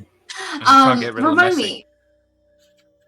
No, I'm not gonna get rid of that messy because with you being a new storyteller to me, let's experience this. How do you deal with messy crits? Do we have to roll, on the frenzy chart? Do I get hungrier? How do you do this? Oh, I pick a random thing that seems appropriate. Wonderful!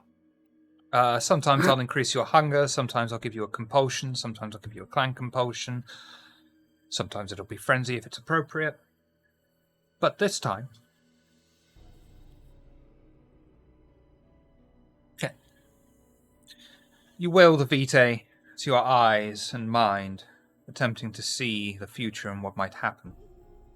You see the coterie approach the barrier, and each and every one of them stop short of it, apart from Isaac, who is able to freely cross it. You are able to discern that there is some kind of thaumaturgic ritual preventing you all from just entering. As you realize this, you are frustrated by the presence of this barrier, unseen, preventing you from going wherever it is you so please.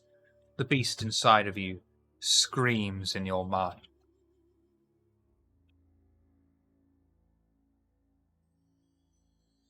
The need to rule rears its head inside of you. You stop at nothing to assume command of a situation. Someone must obey an order from you, and any action not directly associated with leadership receives a 2 dice penalty. This compulsion will last until an order has been obeyed, though the order must not be supernaturally enforced. You are suffering from the clan compulsion arrogance. That's perfect for this situation. I also realized with triggering that, I forgot her rouse. But the great thing is that when you rouse for a discipline, if you fail it, when you roll for the discipline, it doesn't, whatever it was when you activated the power, you keep the same hunger if you failed it. So let's just see, for prosperity's sake, if she goes to hunger 4. Okay, she's still at hunger 3. Excellent. Okay. Cool. So yeah, she comes back from that vision, and it's sort of like her body reacts in a sort of way, although she's like back up against, the seat of the vehicle and everything. Kind of like how you see like Jordan witches, like when they do like their like circle dances and everything. Like she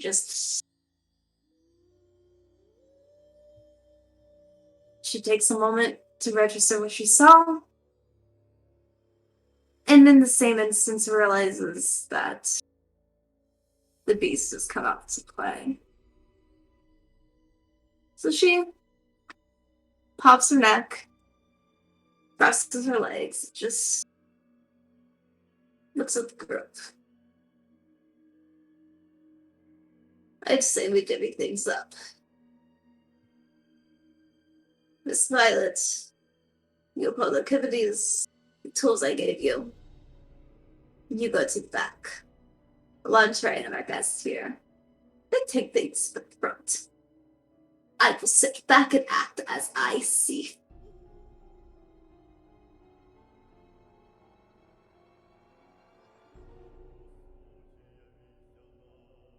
Okay. If it makes you happy, okay. Yeah, just like, she normally holds herself very properly, but there's like this like obvious stiffness to her now, like just her jaw. And like, she kind of likes to hear herself talk a little bit, but like she's like very straight to the point.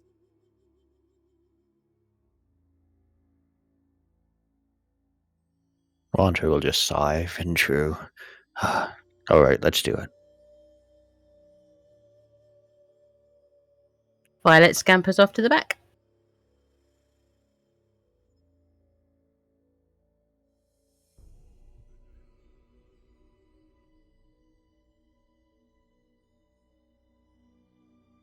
Yeah, Come I now, think- the door's just. Oh, sorry, go ahead. Sorry? No. Please. Come now, the door's just right up here. Hurry along, please.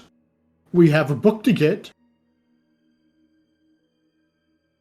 And go on, sorry. Isaac will be kind of walking towards the door and turning around and like waiting for everyone to just step over the chain.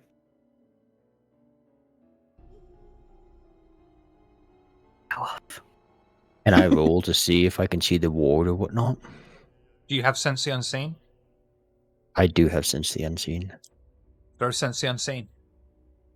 Would research and academics help at all in this or no? Not at all. Uh, Would you like to re-roll? yeah, I think I probably should. I can reroll up to 3, right? Correct. 3 of the black dice, and you cannot re-roll hunger. Ooh, just barely enough. Lontre catches sight of the thaumaturgic ward that blocks almost any kindred from being able to go inside.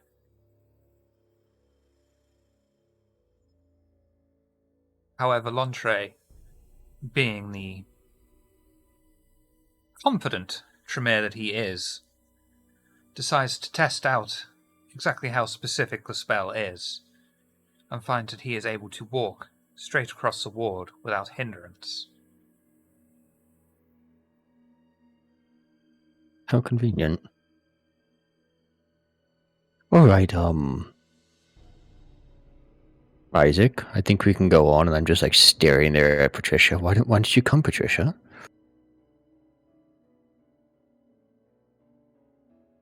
As I said, I will remain right here. And as she says that, she'll open the door and step out, close it, lean against it, cross the arms, and I will act as I see fit.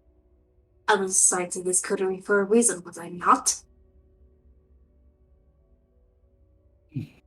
Isaac will look a little confused.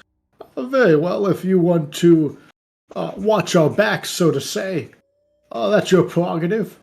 Violet, care to join us? She's gone round back. So, question, since I'm able to cross it, if I were to, like, lead Violet across or whatnot, would she be able to go across, or is she not going to be able to get in? You're not seriously just asking me that and not trying it out in game, are you? Well, okay. I mean, I figure my character would know it, so, but, okay. So, I need to head to the back and find Violet. So, head around. And I'm guessing you're probably hiding, so I'll just whisper, Violet. Violet. She's just gonna appear in the corner. Oh, I'll give a smile. How are you?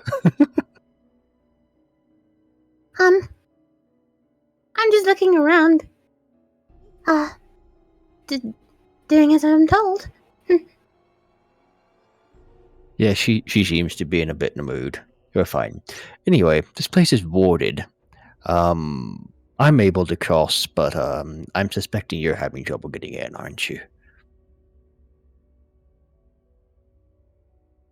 Tried yet. All right. Let's give it a go, I guess. Okay.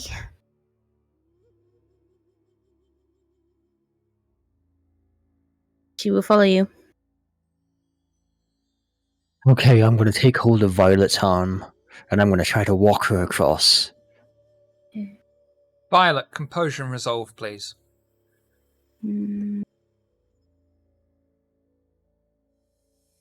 If I give her a nice one of my very good smiles, can I give her a +1 modifier?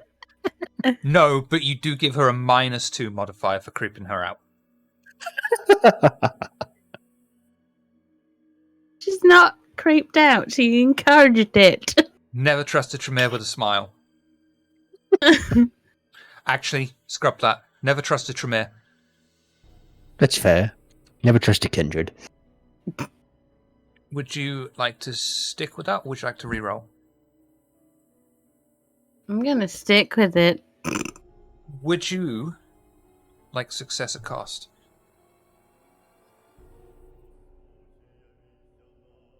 Yes. Please. Good answer. And I apologise in advance for this. No, you don't. A little bit. Don't lie to me. He looks very happy right now. Exactly. Violet is guided across, past and over the ward. As she does so, the thaumaturgic resonance scratches on the inside of her head. She feels the beast inside of her scream up. The blood urges her to come out on top, to own and to establish dominance. This compulsion drives her not only to excel, but to revel in it, taunting the weak and challenging the strong. Violet makes her next interaction into a competition, using all means at her disposal to end up victorious, and to rub the nose of the loser in their defeat. She cannot use teamwork, and performs any action that avoids establishing dominance or challenging authority at a 2-dice penalty to your pools. This compulsion will end when you have won and gloated over it. you are suffering from the dominance compulsion. Speaking of, has Patricia appeased her beast with her clan compulsion? I want to see the two of these interact. I'm hoping no. Please, please.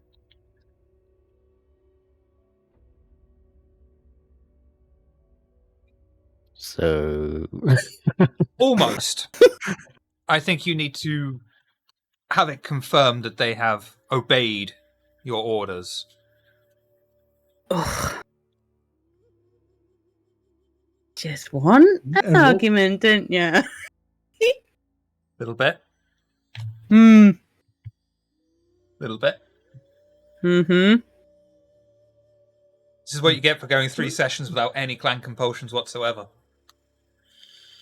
I had one or two. I had two. Oh, Very well. 2! I had two. Isaac here used to roll 2 in an hour. he did. Oh my god. Back in well, my you- day. You killed him off. Now, Yikes. Yourself. now that both the individuals who are interested in going into the Tremere headquarters or haven, let us proceed. And Isaac will go up to the door and try to open it.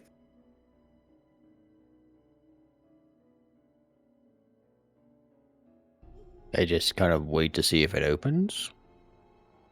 The door, although bearing a condemned sign, is not locked, and opens under Isaac's touch. It opens, revealing a hallway riddled with pockmarks, burn marks, and pieces of wall chunks thrown out. At the end is a hallway with a junction, one direction of which is completely caved in, the other side of which is ominously deserted. Isaac will hold the door open and gesture. After you, Lady Violet and Mr. Landry. Violet goes first, forcefully. Launcher just holds Squelching, up a little bit apparently. short and surprise, and then just like follows behind. Lantre, you have Sense the Unseen, don't you? I do, yes. Okay, please cast Sense the Unseen for me. Do I do a rouse check before that? No. No, Not for okay, Sense cool. the Unseen. Sorry, because I didn't last time, so I wasn't sure. Ooh, Wonderful. yes. As Lantre walks into the hallway, he can immediately see that there is a ward against ghouls in the middle of the floor, and trace amounts of lingering blood sorcery linger in the air like a thin mist, which make it hard to see things that are already obscured.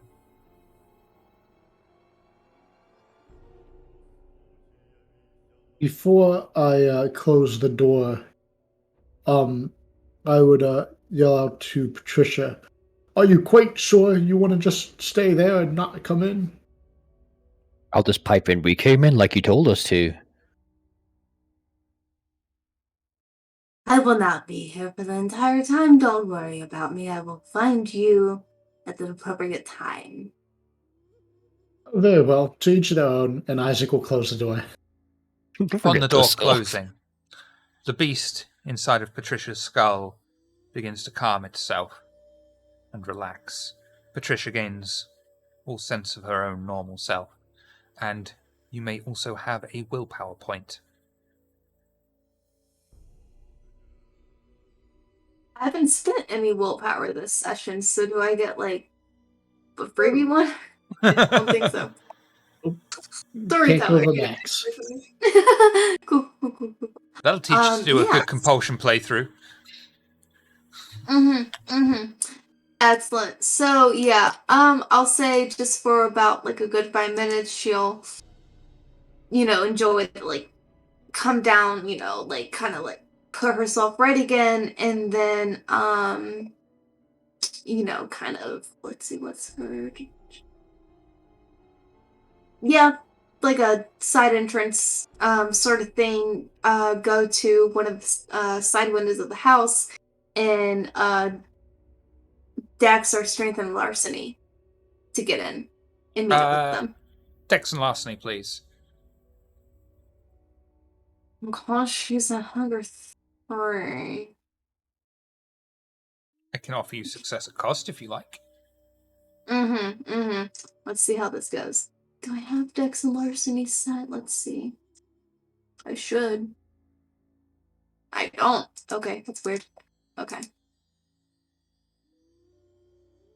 Dex. Larceny.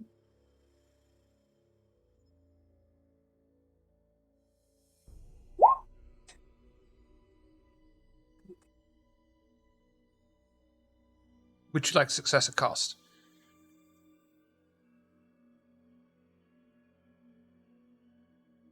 Yeah. I think she has a Oh. I should have added an additional dice because she has a specialty in break-ins, but yeah, success at cost. If you want to re-roll with the +1 for the specialization in break-ins, that's fine. Okay. It's just hope it isn't 2 or less. I'm sorry. I'm very much not used to Roll20 for this system. Let's see, add 1. Is that to me? Would you like to spend willpower to re-roll those 2 regular dice? You know what? Go on. We're close to end of session. She has power. Let's do it. Let's do it. Okay. Wonderful. That's fine. Patricia confidently slides the window open, jumps in, and finds herself in the same hallway that the coterie are in. Fortunately for her own dignity, their backs are turned, and do not notice her enter, as she approaches them from the rear, staring as they are at the blocked-up corridor, and knowing they only have one real direction ahead of them. Lantre wouldn't have noticed. He's facing forward, and his hands are slightly extended at his side. He's taking a deep breath, not because he needs to breathe, but reveling in the feeling of blood sorcery in the air. And for the first time, he'll give a smile that is not forced, but rather shady and wicked. It's good to be home again.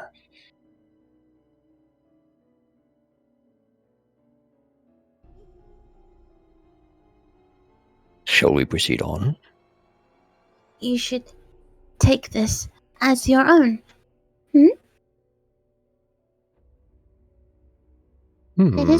It is for Tremere. Maybe you should take it. Perhaps. We'll have to see, because all the Tremere have disappeared. And there's a ward against ghouls here, and it appears... I would rather see why the Tremere are gone before I go taking over their old haunts. Particularly, if the said book is still here, I seriously doubt the Tremere would leave such a book voluntarily. So, I suggest we tread lightly.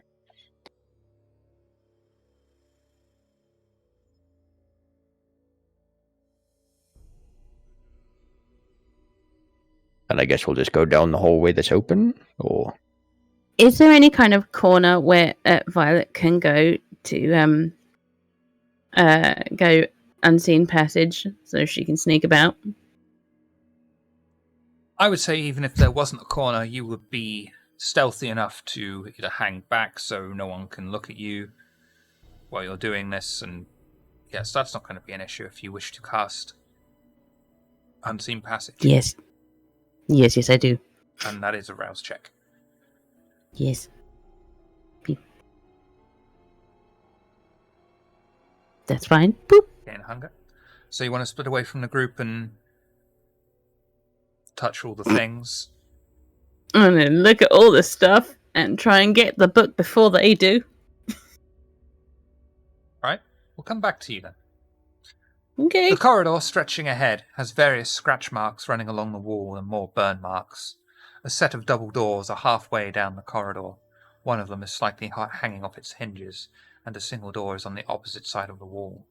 At the end of the long corridor is one more door. Lantre, Isaac, Patricia, which door would you like to go through? Door number 1. Door number 2. Or door number... Sorry. How many doors are there? Don't do the Star Trek joke.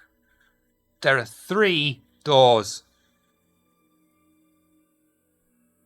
Can I check to see if any of them are warded, please? Yeah, that's an automatic Mhm. success, and Since unseen. Okay. they're all absolutely fine. And Lontre, with your intimate knowledge of the clan, it would be fair to say that you know that this deep into the Chantry itself, the Tremere, not the La Sombra, would not expect any infiltrators, so it doesn't arouse your suspicion that there's no safeguards at this point. Okay. Well, first I'm gonna turn around and raise my eyebrow in surprise that Patricia is now apparently here, and then I'm gonna head toward the door at the end of the hallway. Okay. As you do so, you pass by the double doors and the single door on the left, approaching onto the door at the end of the corridor. You can feel the resonance of thaumaturgy oozing off of it. But something else catches your attention, and you go down onto the door on the left. Okay. Trust me on this one. Yeah, I'm going to the door on the left. Let's do it.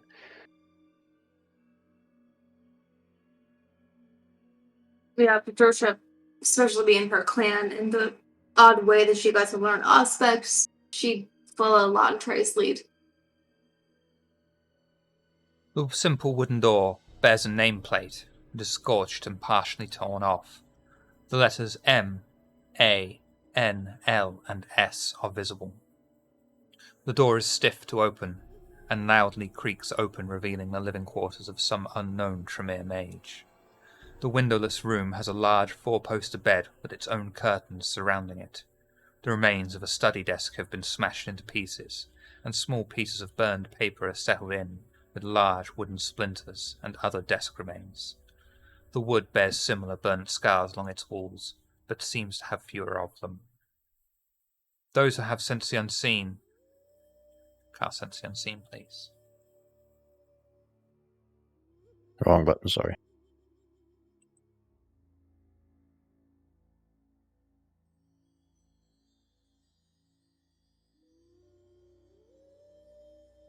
Do you want to roll away the, Oh, no, sorry. Oh, Isaac has Sense the Unseen. That works out nicely. Wonderful. The kindred present see a large switch that has been obscured somehow using thaumaturgy that hangs over the bed, covered in dust, but otherwise untouched. As you look over it, you also see that the bed has a large scorch mark, seemingly in the outline of a person, and has an extremely old, dried, small blood stain on the white sheets.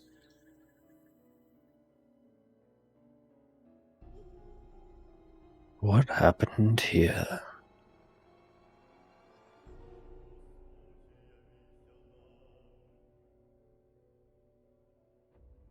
Hard to You say.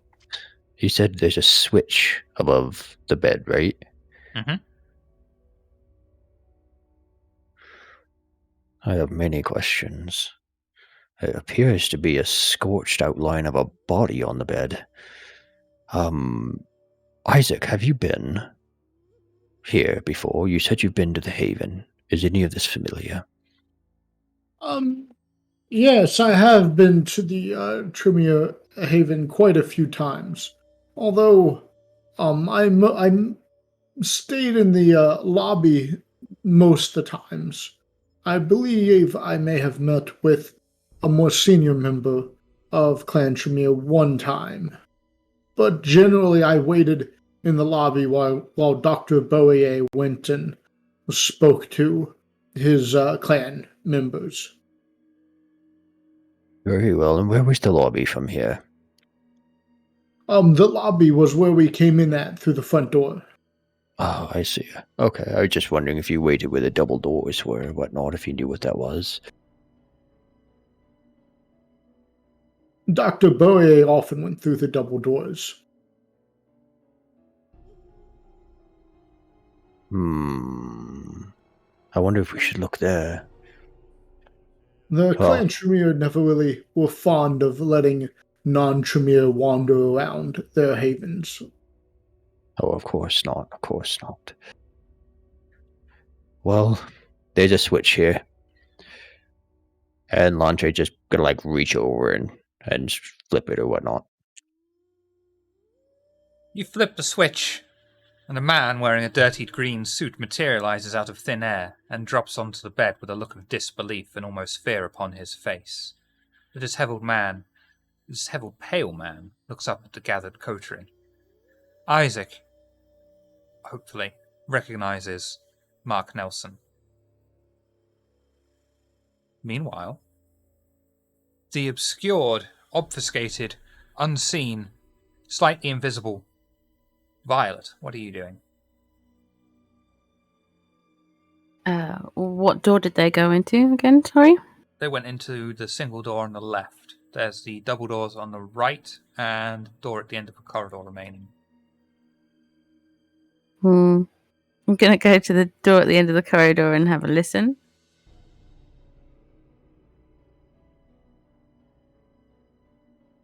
See if I can hear anything inside. It is completely silent on the other side. Then I'm gonna sneak into there. Violet opens the door to a modest-sized room that during its use must have been extremely luxurious and decadent. Various bookshelves have been broken, and books have been torn to pieces and thrown around. A desk in the centre of the back wall has the remains of a large, comfortable grand chair behind it. The thick red cushion upon it shows scorch marks, and the oak wooden desk has a dried old bloodstain upon it.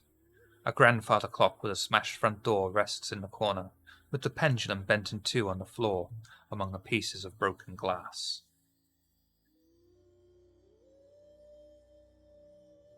I'm gonna go straight to the bookshelf and see if there's anything I can scavenge. Do wits and awareness or intelligence and investigation, whichever you prefer.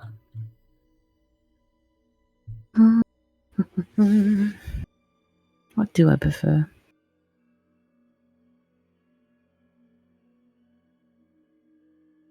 What were the choices again? Beg pardon? Intelligence and investigation or wits and awareness. Okay. Coffee's kicking in finally. Boop.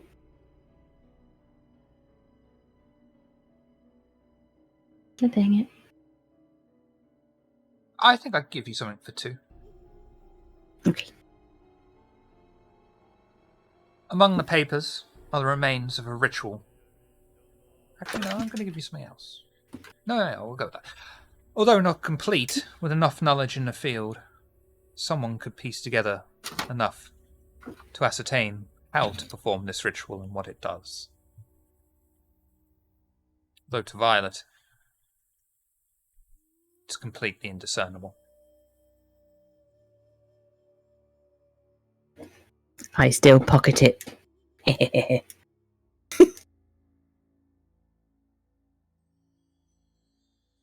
Would you like to look around again? The desk. Okay, intelligence and investigation.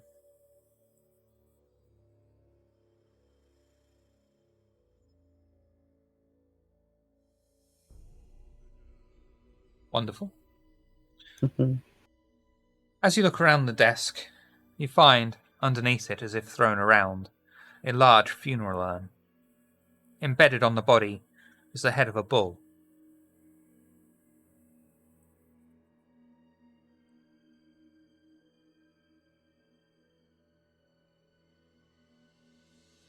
Can I peep inside of it?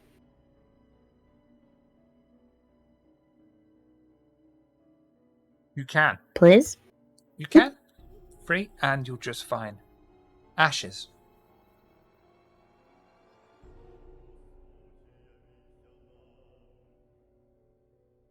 And I shall take that give you too.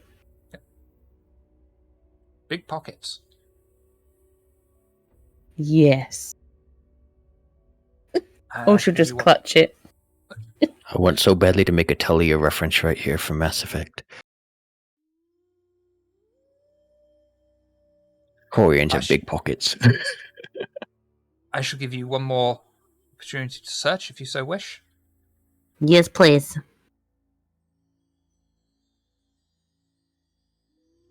Same again. Boop. Would you like to re-roll anything? Yes. What?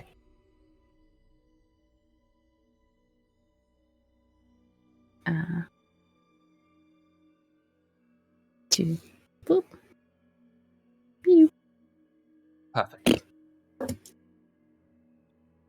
Among the debris and ruined books, Violet comes across a black leather-bound book with a large skull on the front.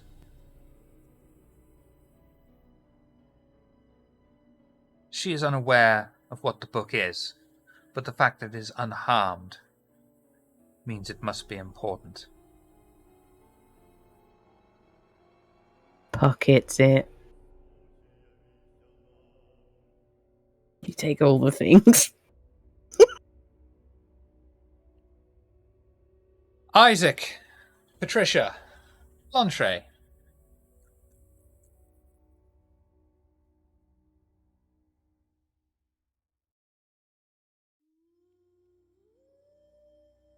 Choose your own adventure book for me. Ah! The several pale man looks upon you all, and he manages to stutter out, Who? Who are you? Is it safe now? I think Mo- it is not important who we are. But we are safe, it seems. Nelson? It's Mark Nelson, right? Nelson, is that you? Mark Nelson? And Isaac would step forward and he'd like reach out his hand to shake.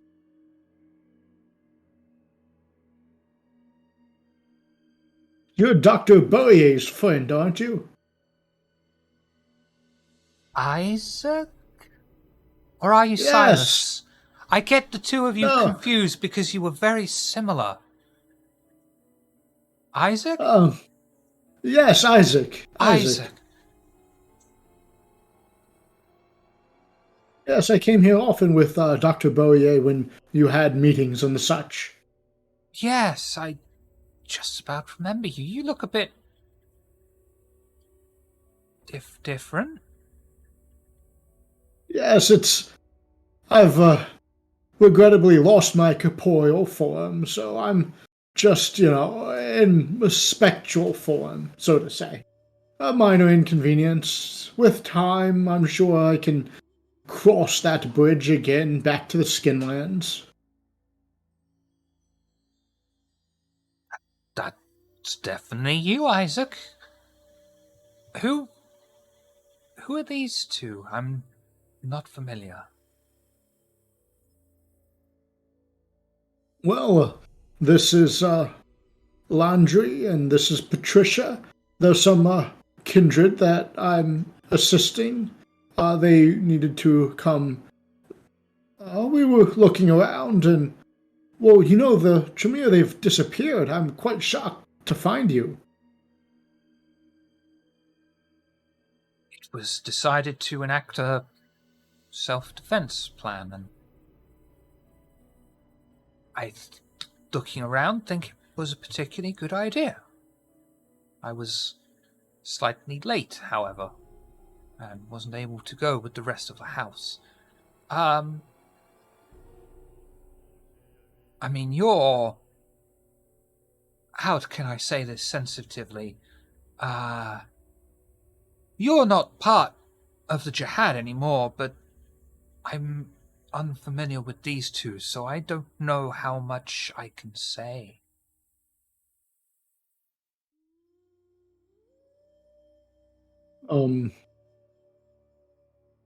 Well, I suppose you could ask them some questions if you want to see if they're trustworthy or not. Or if you'd prefer to speak privately, perhaps that can be arranged. What clan are they? Why are they even here? Oh, well, I think you'd be quite happy to speak with Laundry then. I'd point over to Laundry. Go ahead, Laundry, please introduce yourself. This is Mark Nelson. Greetings, Mark. I am Laundry of the Tremere.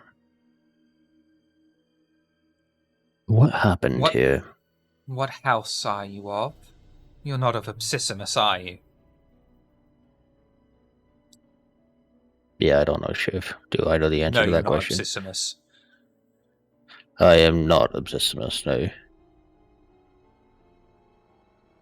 That is a huge relief. And can you vouch for... No offense, Ms. But can you vouch for her? Can we talk clan things in front of her? No. See. Even I will not impart myself with that. I might have been taken out of the wind of the psychic, but not in that regard.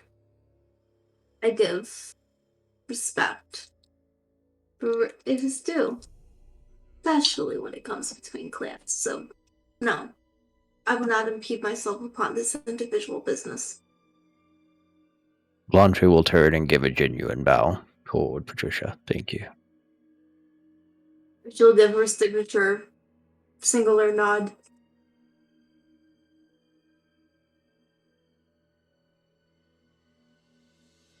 Well then, perhaps Wait. we can talk? Cousin? To cousin? Yes, I think we must, because I need to know what's going on here.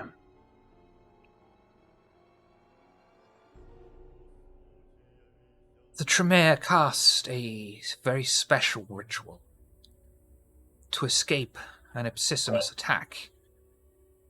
It was decided that with Gehenna upon us, and then the Absissimus, to enact the plan to escape, seek shelter in a small pocket of reality until the dangers had passed. It was a ritual Bjorn himself was knowledgeable of. I believe he learned it from Sri Sansa. Let me put it another way. Imagine a house on the ground. Now imagine taking a chunk out of the ground beneath it without removing any of the floor or even putting a door in. You'd have a small pocket, isolated from the rest of the house that couldn't be accessed and was perfectly safe. We made use of a similar principle. The ritual was incredibly complex, and only the regent, Bjorn, knew how to cast it. I highly suspect it might have been a product of some elder Tremere sadly now lost, or, dare I say, even a chantry in Vienna also lost. I see. In the time that you've been gone, storyteller, had the Elysium blow up before or after the Tremere disappeared? After. Thank you. So, since you left, since the clan has left this city, Elysium has been bombed and destroyed. Do you think there's any connection between the two? Can't see how. By the time I had arrived, the ritual had already been enacted, and the Absissimus were trapped alongside my brethren.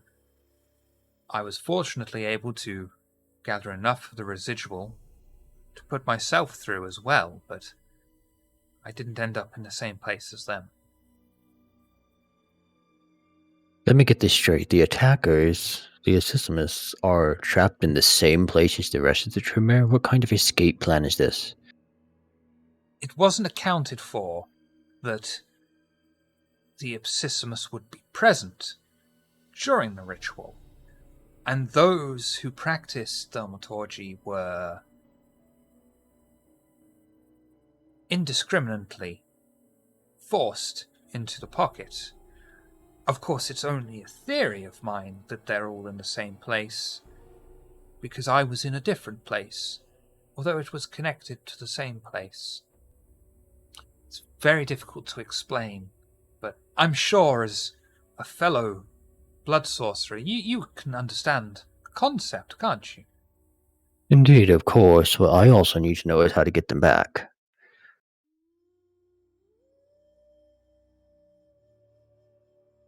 Only Bjorn would know.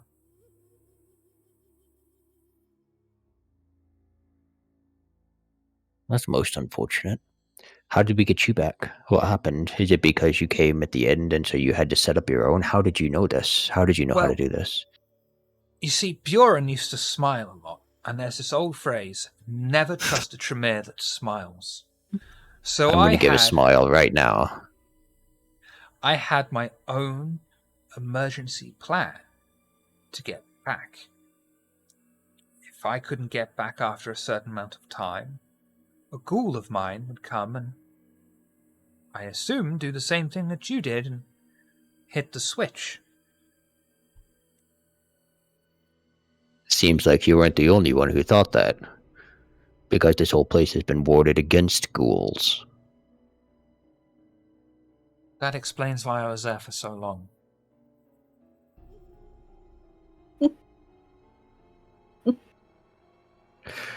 Okay, what's Bjorn? Is that the name? Bjorn. Bjorn, where's his room? I'm gonna have to look for something. Corridor.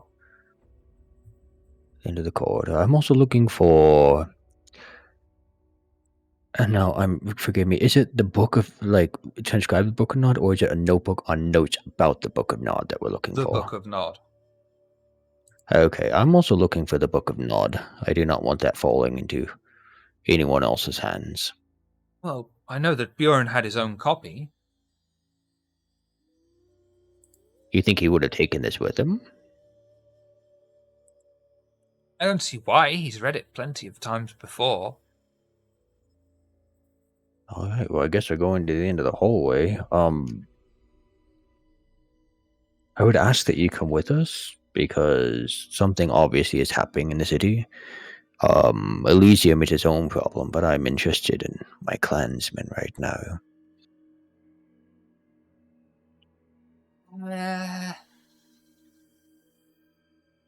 No.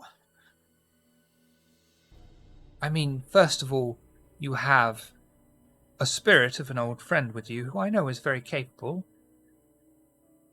And my priority right now, no offense, is self-preservation.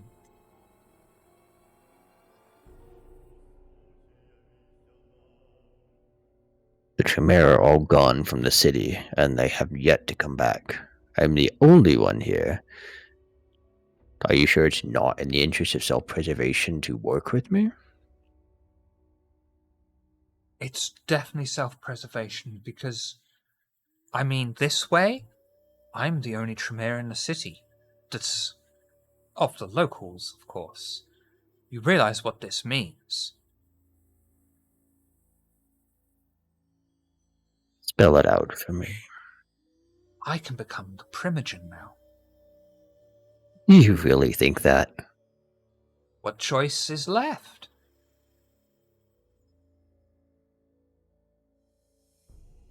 Well, I'm not against the idea, but it might help to have people on your side. If I was the Primogen, I would be able to acquire said people. I'm sure Prince Jezebel, even in her unique stability of mind, can see the logic I'm proposing.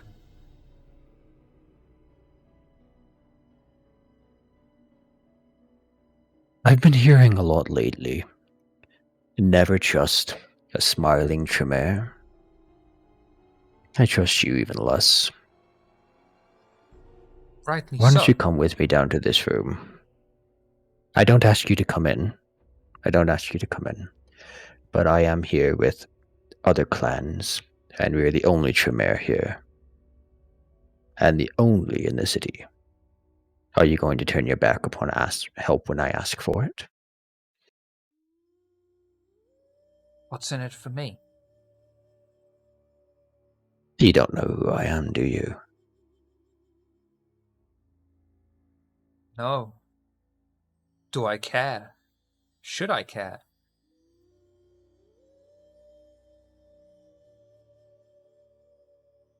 I will remember this.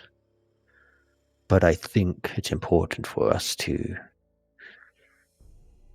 look out for each other. See, you are obviously not stupid, for you are the only one not trapped. So, power goes to those with the ability to grasp it. I have no issue with you being the Primogen if you are more competent. But we tread in dangerous times. I'm clearly the most competent Tremere in the entire city if it is but you and I remaining. Obviously, you must be indeed, and I mean, if you're the Primogen, I would have to present myself to you. I'm clearly the most competent Tremere in the city because even I know you don't present yourself to a Primogen when you enter a city. But you're the only one here.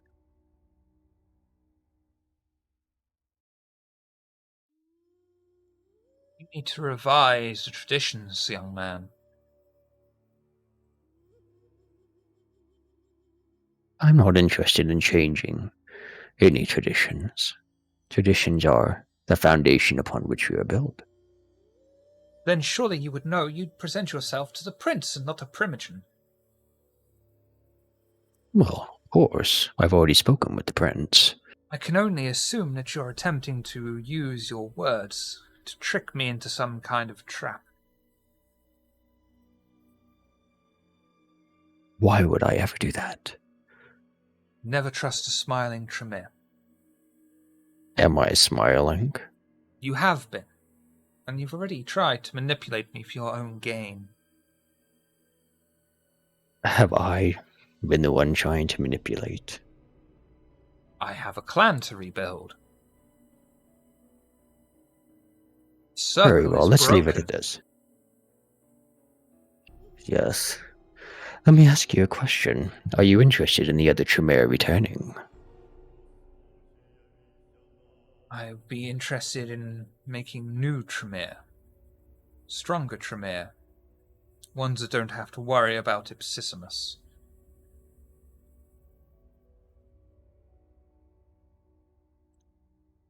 If our entire clan in the city was so weak as to be lost, I would have to say I agree. Very well. Here's where we stand. You owe me for releasing you, do you not? Why?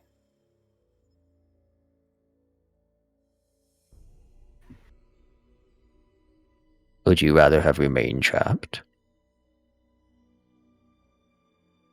Usually when a boon is given, it is first asked for.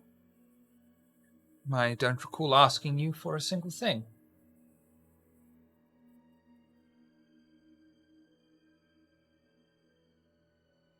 I see. Very well. However, if you are asking for a boon from me, I might be willing.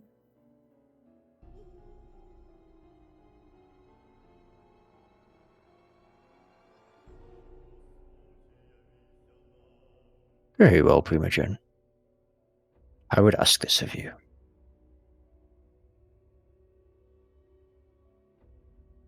But we must be careful.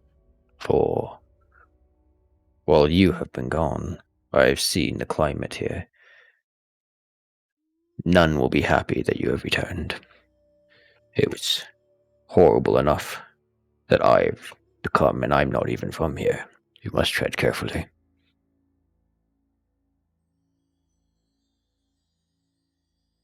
Some things never change. The Book of Nod, I would ask to see that as well. There's a peculiar club, Club 30, and one of the kindred there asked for this book. Most audacious to seek such a thing from the Tremere. It will be important to re-establish dominance soon if they think they can encroach upon our haven and take such important things. What is Club 30s? It's a new, apparently, upstart club for those outside the Camarilla. It welcomes all kinds, spirits included. Your apparently old friend Isaac is a servant there. You can verify with him. I like to consider myself a working member. A working member with 1,000-year shift, yes. 999. But Forgive me. I'm sure there's people who could negotiate to lower such a sentence. It would have been great if, rather than negotiating my absence for a day, your coterie negotiated a few years off my sentence. That would have been fantastic. But that's neither here nor there. It's a good afterlife. I've been reunited with my wife, and sure, I have to work at Club 30s, but I'm allotted some small amount of time during the day when I can go to the Shadowlands.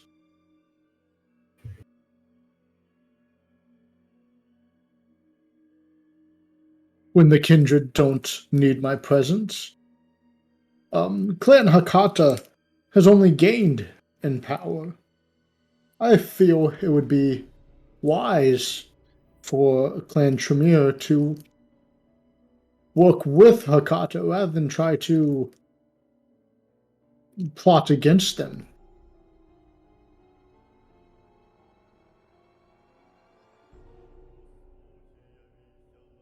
Clan of Death. Could see advantages to it. But it would be Please carry on. Sorry. For example, in my unlife, before I passed to the other side, I had the ability to perform a ritual to cross between the physical world and the world of the spirits.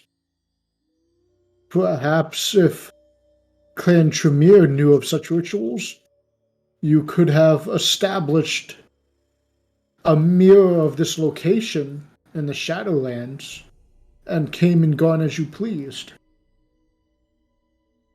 I've heard tell of Shadowlands, but it's quite taboo to talk about. It certainly is. Kindred are often wary of death and things regarding death. However, that veil between life and death is fuzzy or permeable. It is possible to move between them.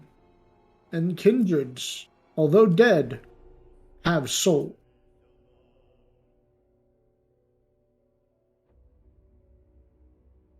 It would be foolish of me to rush into any agreement straight away without taking stock of the situation. It seems we have been gone for some time. But I shall remain in contact, Mr. Isaac. Indeed, and I don't want to give you any illusions. I'm in no position of authority to make such agreements. As you said, I'm no longer a part of this jihad. you would have to take that up with Clan Hakata, and I have no control over what they would agree to or not. But it's just merely a suggestion, seeing as Clan Tremere has been dealt quite a blow. I am happy to see you've survived, though. It is good to see you again, Isaac. Thank you, and if you ever require my services again, or my apologies, if you, Mark Nelson, ever require my services, you can always ask for me at Club 30s, and I would be appreciative if you could negotiate my sentence down some. Perhaps if we have fruitful relations, I may be able to scratch the proverbial back. Indeed. Meanwhile, Violet, I assume that you would probably see Patricia or meet up with Patricia in some way if she has exited the room. Yes. What are you Yeah, two once doing? Patricia said that last bit, she would have just found a little corner, gotten out her phone, business stuff, kept to herself.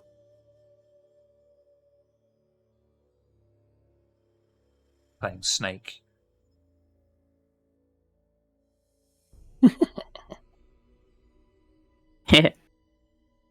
Violet will just whisper, I found pretty things.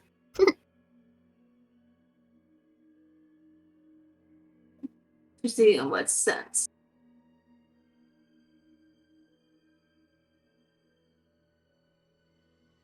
Things. Then I take it we shall extravate ourselves from this premises? I found them. I did. Good. Then we shall await and depart for Lantray and the other. They need it. But Lantray, most importantly.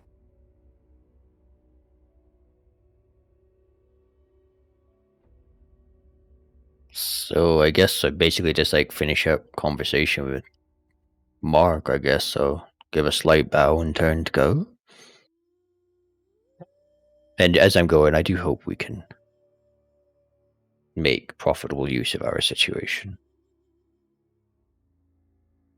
I'm sure between us, we can bring Tremere back to the recognition of a strong founding pillar of the Camarilla of Oxford.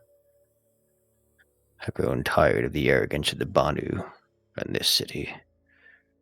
We spend how many years of our own life trying to gain some semblance of control over our destinies. Not often are we offered such an option as this. We cursed the clan before, we can curse them again. So Lante will perk up at that, and would you care to explain? I was told that we were cursed by the Banu. Who told you that? My dear friend La Sombra, who currently hates me, but I like him very much. Lorvan, I think his name is. The Sombra don't always tell the truth.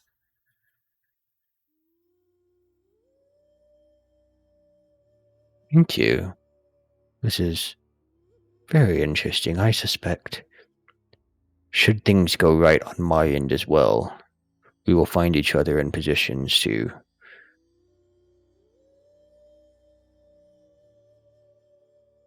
greatly restore the prestige of our clan. I look forward to it with great anticipation. I look forward to it I'll with give a great bow. anticipation.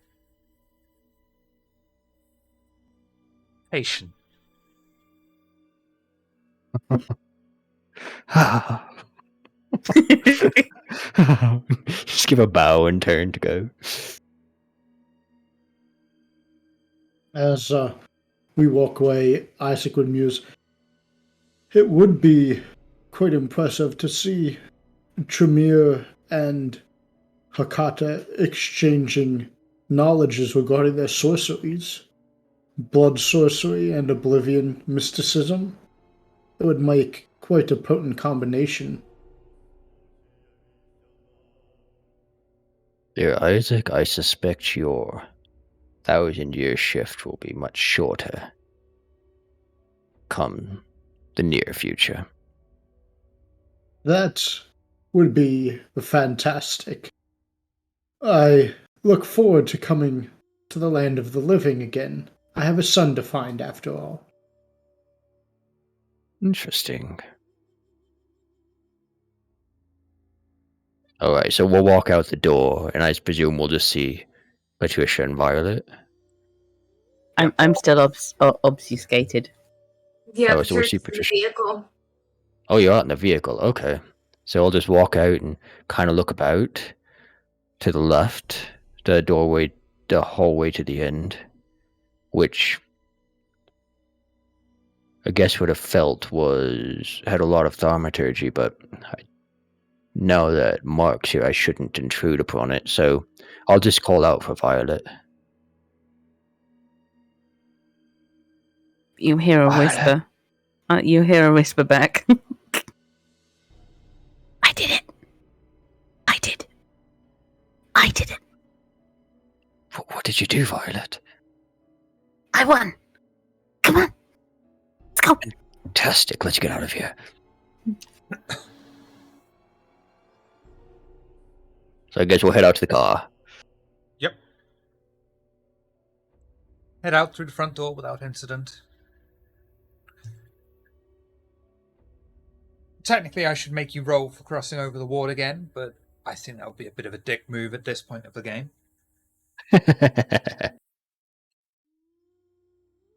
And you head into the car with Isaac in tow and drive back, heading towards Club 30s.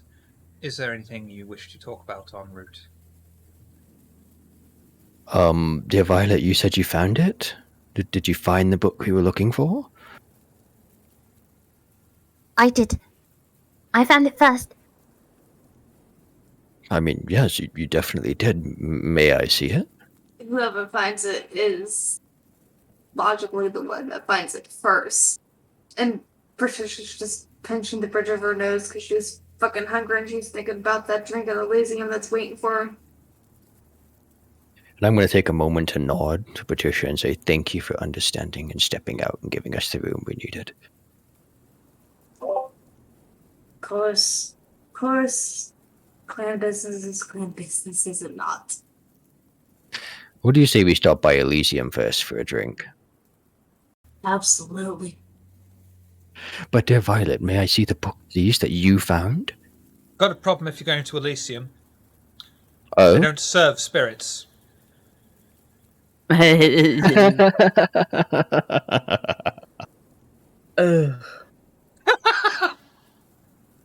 Too late for dad jokes. Come on. That was horrible.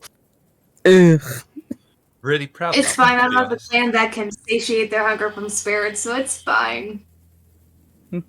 Just say that to Isaac over here.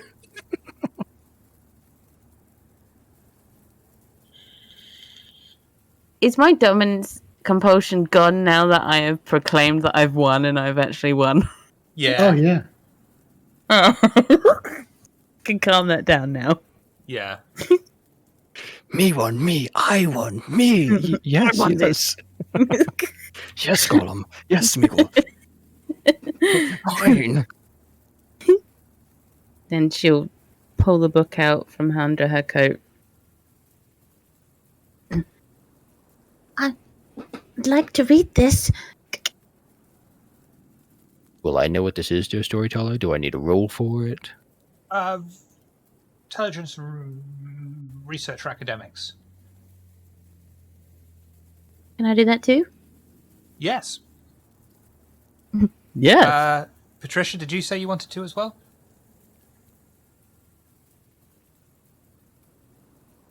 reading the book or not? I would like to do that too. I have a Oh, specialty. Sorry, go on. What's the role again? Academics? Intelligence and research or intelligence and academics. Could I use a cult? Yes. Okay. If you wish to use a cult, you can use a cult. Okay. I have a specialty in research and academics specifically. Can I have a +1? Yes. Thank you. I don't know what your academics is in, but yes. Oh, the beast.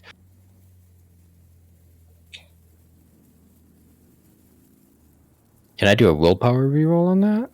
Yes. Yes. Oh, critical. Holy smokes. Yes. So I can reroll 2, You correct? can reroll up to 3, but you should only reroll 2. Okay, I thought so. Thank you. Okay.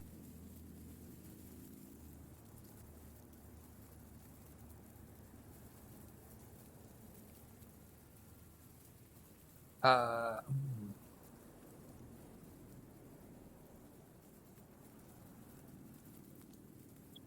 okay, so. Oh dear. Isaac and Violet are able to successfully open the book, flip through the pages, and see handwritten notes pointing to various things of certain columns and references. Unfortunately, however, Patricia and Lantre, when it comes to their turn to open the book, feel the burning sun upon their cheek. They each take 1 aggravated damage, Dang. and you have the mark of Cain upon your cheek. The mark of Cain in fucking bollocks. I can't remember the name of the Bahari language. No boy. You're good to me, but are you essentially thinking the mark that's on the cover of Book of Cain, or I'll send you pictures of books later and we can clarify. Yeah, I mean, if memory serves, I think Cain was like a scythe with 2 drips, unless that was the symbol for kindred. But the mark of Cain in the Bahari language. Yeah. I'm guessing we don't want anyone to see this mark on us, though. It's not very fashionable. Isaac, The mark of Cain is essentially like a scythe. This one right Yes. here. There you go. And Ah, is that like a permanent thing or something we could possibly heal with the aggravated? Or we don't know yet. Don't know yet. Isaac would look over to them. Ah, I see you've had some difficulty reading the book. Most embarrassing. That happened to Dr. Boyer, if memory serves correctly.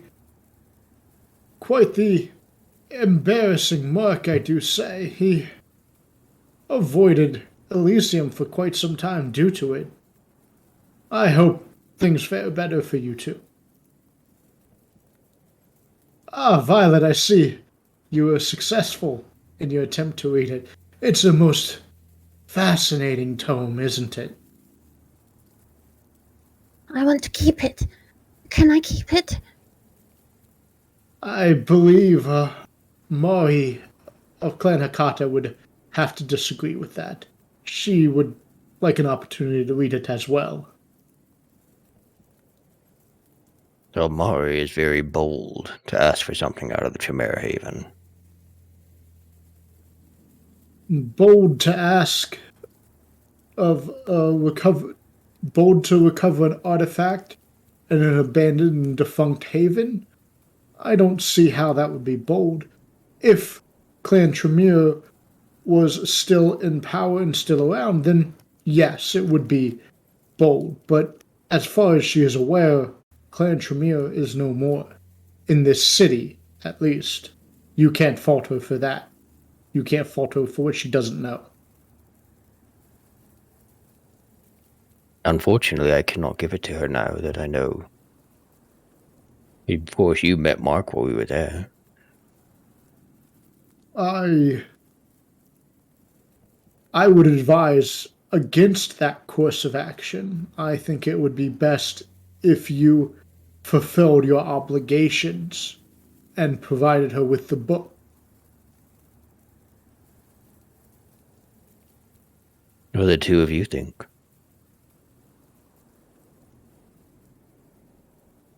That's what I think. That's in line with that, is it not? I'm sorry, I missed what you said there. Please forgive me.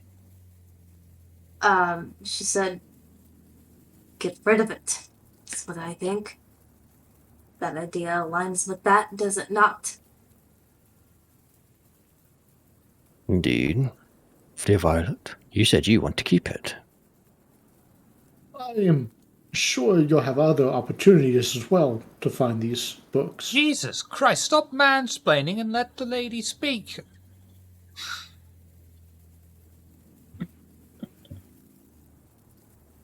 You said it was rare.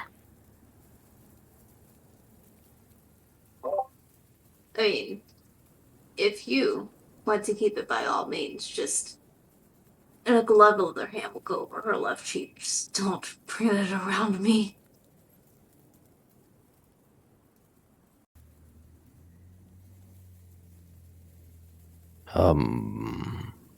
I do think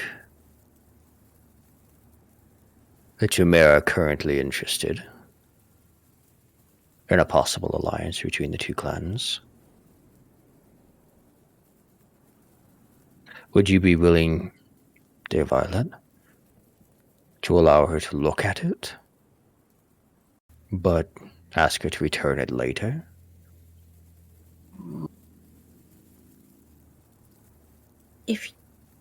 If you give it to her, then you could offer your alliance.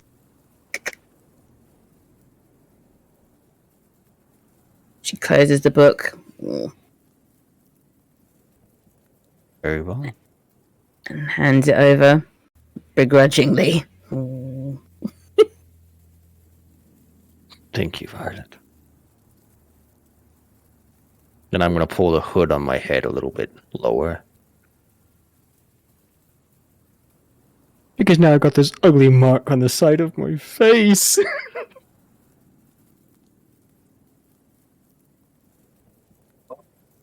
Yeah, All right. just like, like very much like a headache, kind of maintaining that, glove on the hand and everything. But before they pull it to Elysium, especially how injured she is, Pine, Masquerade, still an issue. So I will attempt to heal one superficial for her. Well, I mean, I'll heal. Let's see if she gets hungry. She does. Mm. What does that bring your hunger to? What hunger are you on? She's now at 4, but that's too superficial. Healed before Yeah. she gets out of the vehicle. That's not bad. That's not bad.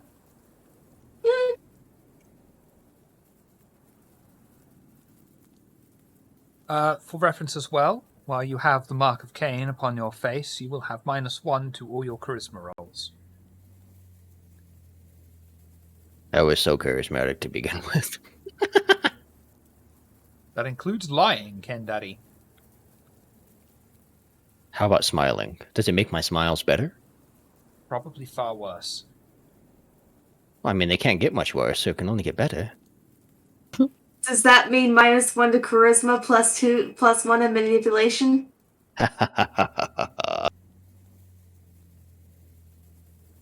So you arrive at Elysium.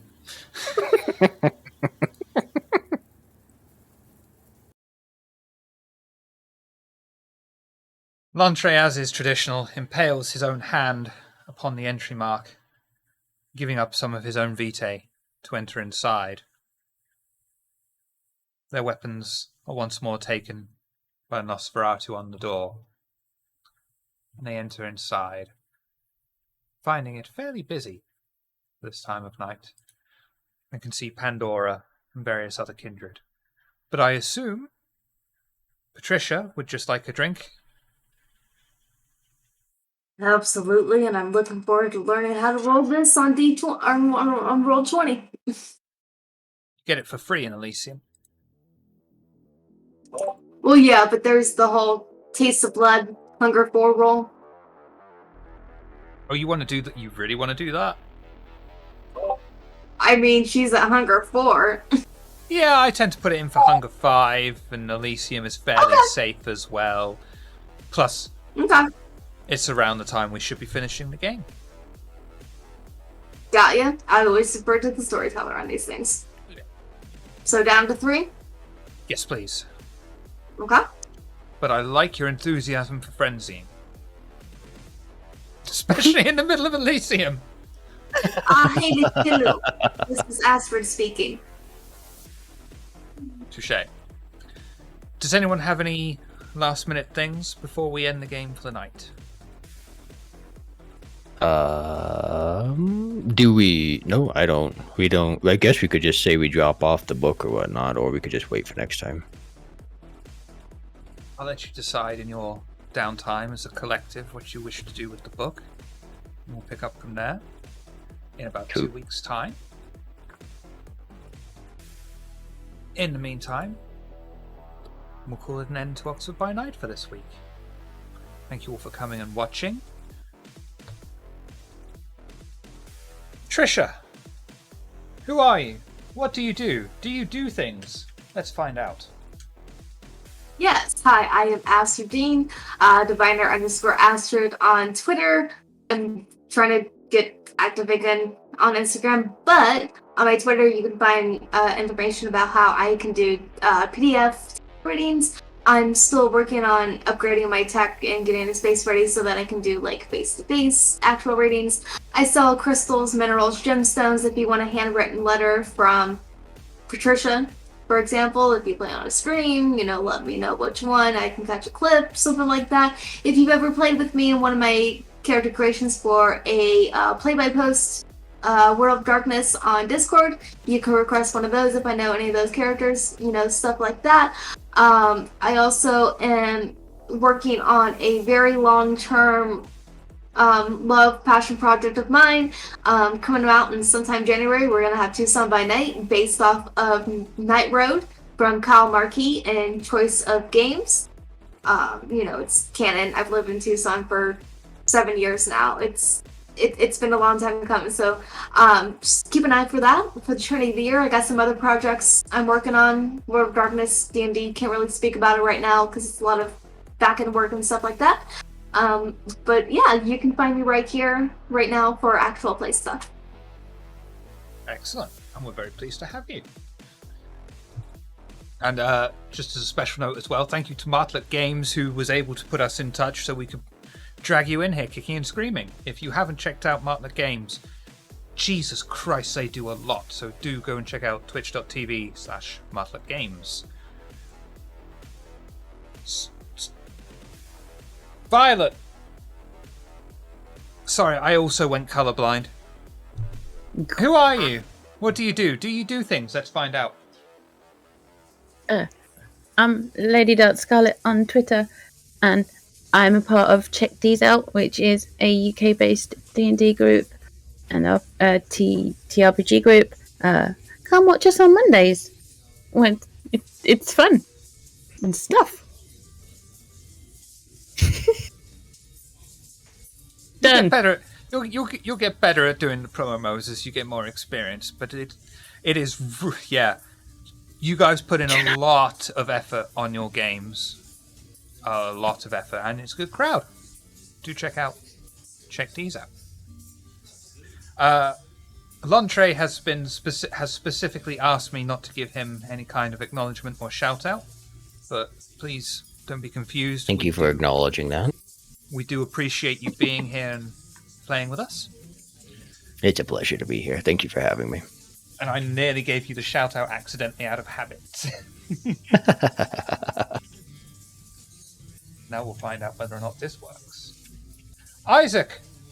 Who are you? What do you do? Do you do things? Let's find out. Nascavian. I play on Table of Horrors. I usually play in the London by Gaslight on Thursdays. You can find me at Discord, just at me. And yeah, I play TTRPGs. And we're very glad that you do. You grace us with your presence when you could be on your OnlyFans making thousands. Right. And we've got London by Gaslight coming up during the week, and Nitro is going to finish his playthrough of War for Cybertron at some point during the week. Stay tuned. Again, thank you all for coming. You guys might not see me 2 weeks from now. You might see me sooner. Stay tuned to the channel. Glad someone remembered that, because You didn't. we'll go raiding on Devil's Luck Gaming, but we can't go until Isaac says the line. Have a good night.